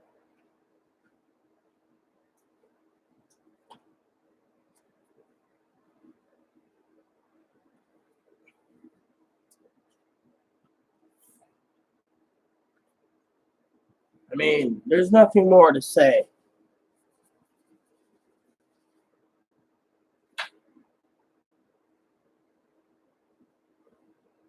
I wish there was, but there's nothing more to say. So I just gotta say, you know, thanks for tuning in today, and I hope you have all a lovely time. You might see me go on YouTube yet again. If Chloe's really going to the store, I will do some spreadsheets, you know, what I can, and talk to you all while I do the spreadsheets. But otherwise, you know, there's nothing much to say. I mean, literally, the comments petered out, and no one cares about the topics anymore. So eventually, I might have to go on my own separate way and do something else, due to the fact that, you know, like I've said, everyone's for themselves, except for certain people that I know on this channel that really does care for America the way it's going right now. And that, you know. Eventually, I'm going to have to get behind this freezer eventually. Yeah. But for now, this is makeshift. Yeah, well, it's good what you're doing. Now we just got to get the bathroom done. But anyways, like I said, I hope this answers your questions. Hope everything's good. I mean, literally, it's already 7 o'clock, which means Chloe's going to have to go soon and do dinner. You know, she wants brats. I told her I'm good with no buns myself. She wants to go to the store for something. What if you want buns? Well, I don't need buns. Do you need buns? Well, then go get some buns then. I mean, I can eat them without buns. Mary shouldn't have to, so. I frankly don't like buns with brats. That's true. The bread's just too much, you know. Different. Well, if we were all made to like the same thing, then we'd be robots. Or we'd be clones of one person. Yeah, well, like in the Clone Wars. we don't need a bunch of clones of Chloe. That would be just too much on the American people. Obedient and take any orders without question. I wish I had an obedient take orders and get it done of Chloe. That would be nice. No army of bees doing that? Your little bun left you another turd right there by the freezer. You just popped when it popped out. I know. I'll take care of it later. Right now.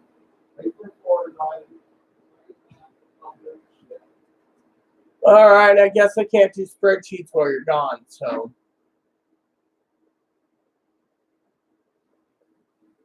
Or can I?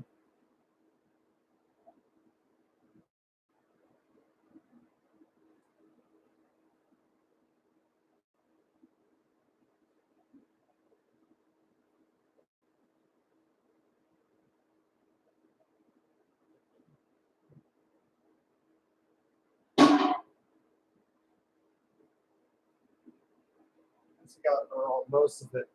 Like I said, I was thinking of doing spreadsheets while you're gone, but if I can't get in there, oh well. Well, I'll put the chair back. I'll move the trash. I'll move everything back once this dries. I'm just sitting here like trying to do your video. What video? There's no comments. The video's dead. Okay. Just I dry mopped it too. You did good. That's great. So, anyways, like I said, everyone comments have petered out. So, there's nothing to discuss. No one wants to hear about the pandemic. No one wants to hear about anything anymore. They're just all on their own. So, with that said, everyone, I hope you have a great day. If I do another video, it's during my spreadsheets, and yet again, it's Sunday night. I should put in a movie and watch it. I don't know what to watch. I fell asleep during one last night, so technically I should be fine. I will be up till probably 8 or 9 tomorrow morning because I have to make sure to make some phone calls in the morning. So if I'm up all night, that's where the coffee and the spreadsheets come in, and other things and movies. So as soon as I get done with the phone calls I need to make tomorrow, I will be probably going to bed, which means I won't be getting up till tomorrow evening when I get ready to call my father-in-law, which will be a window for you guys then probably to hear me talk on video. Need something close, guys? No, I'm just looking around. Make sure I have everything ready to go. Right now, I'm going to cool off.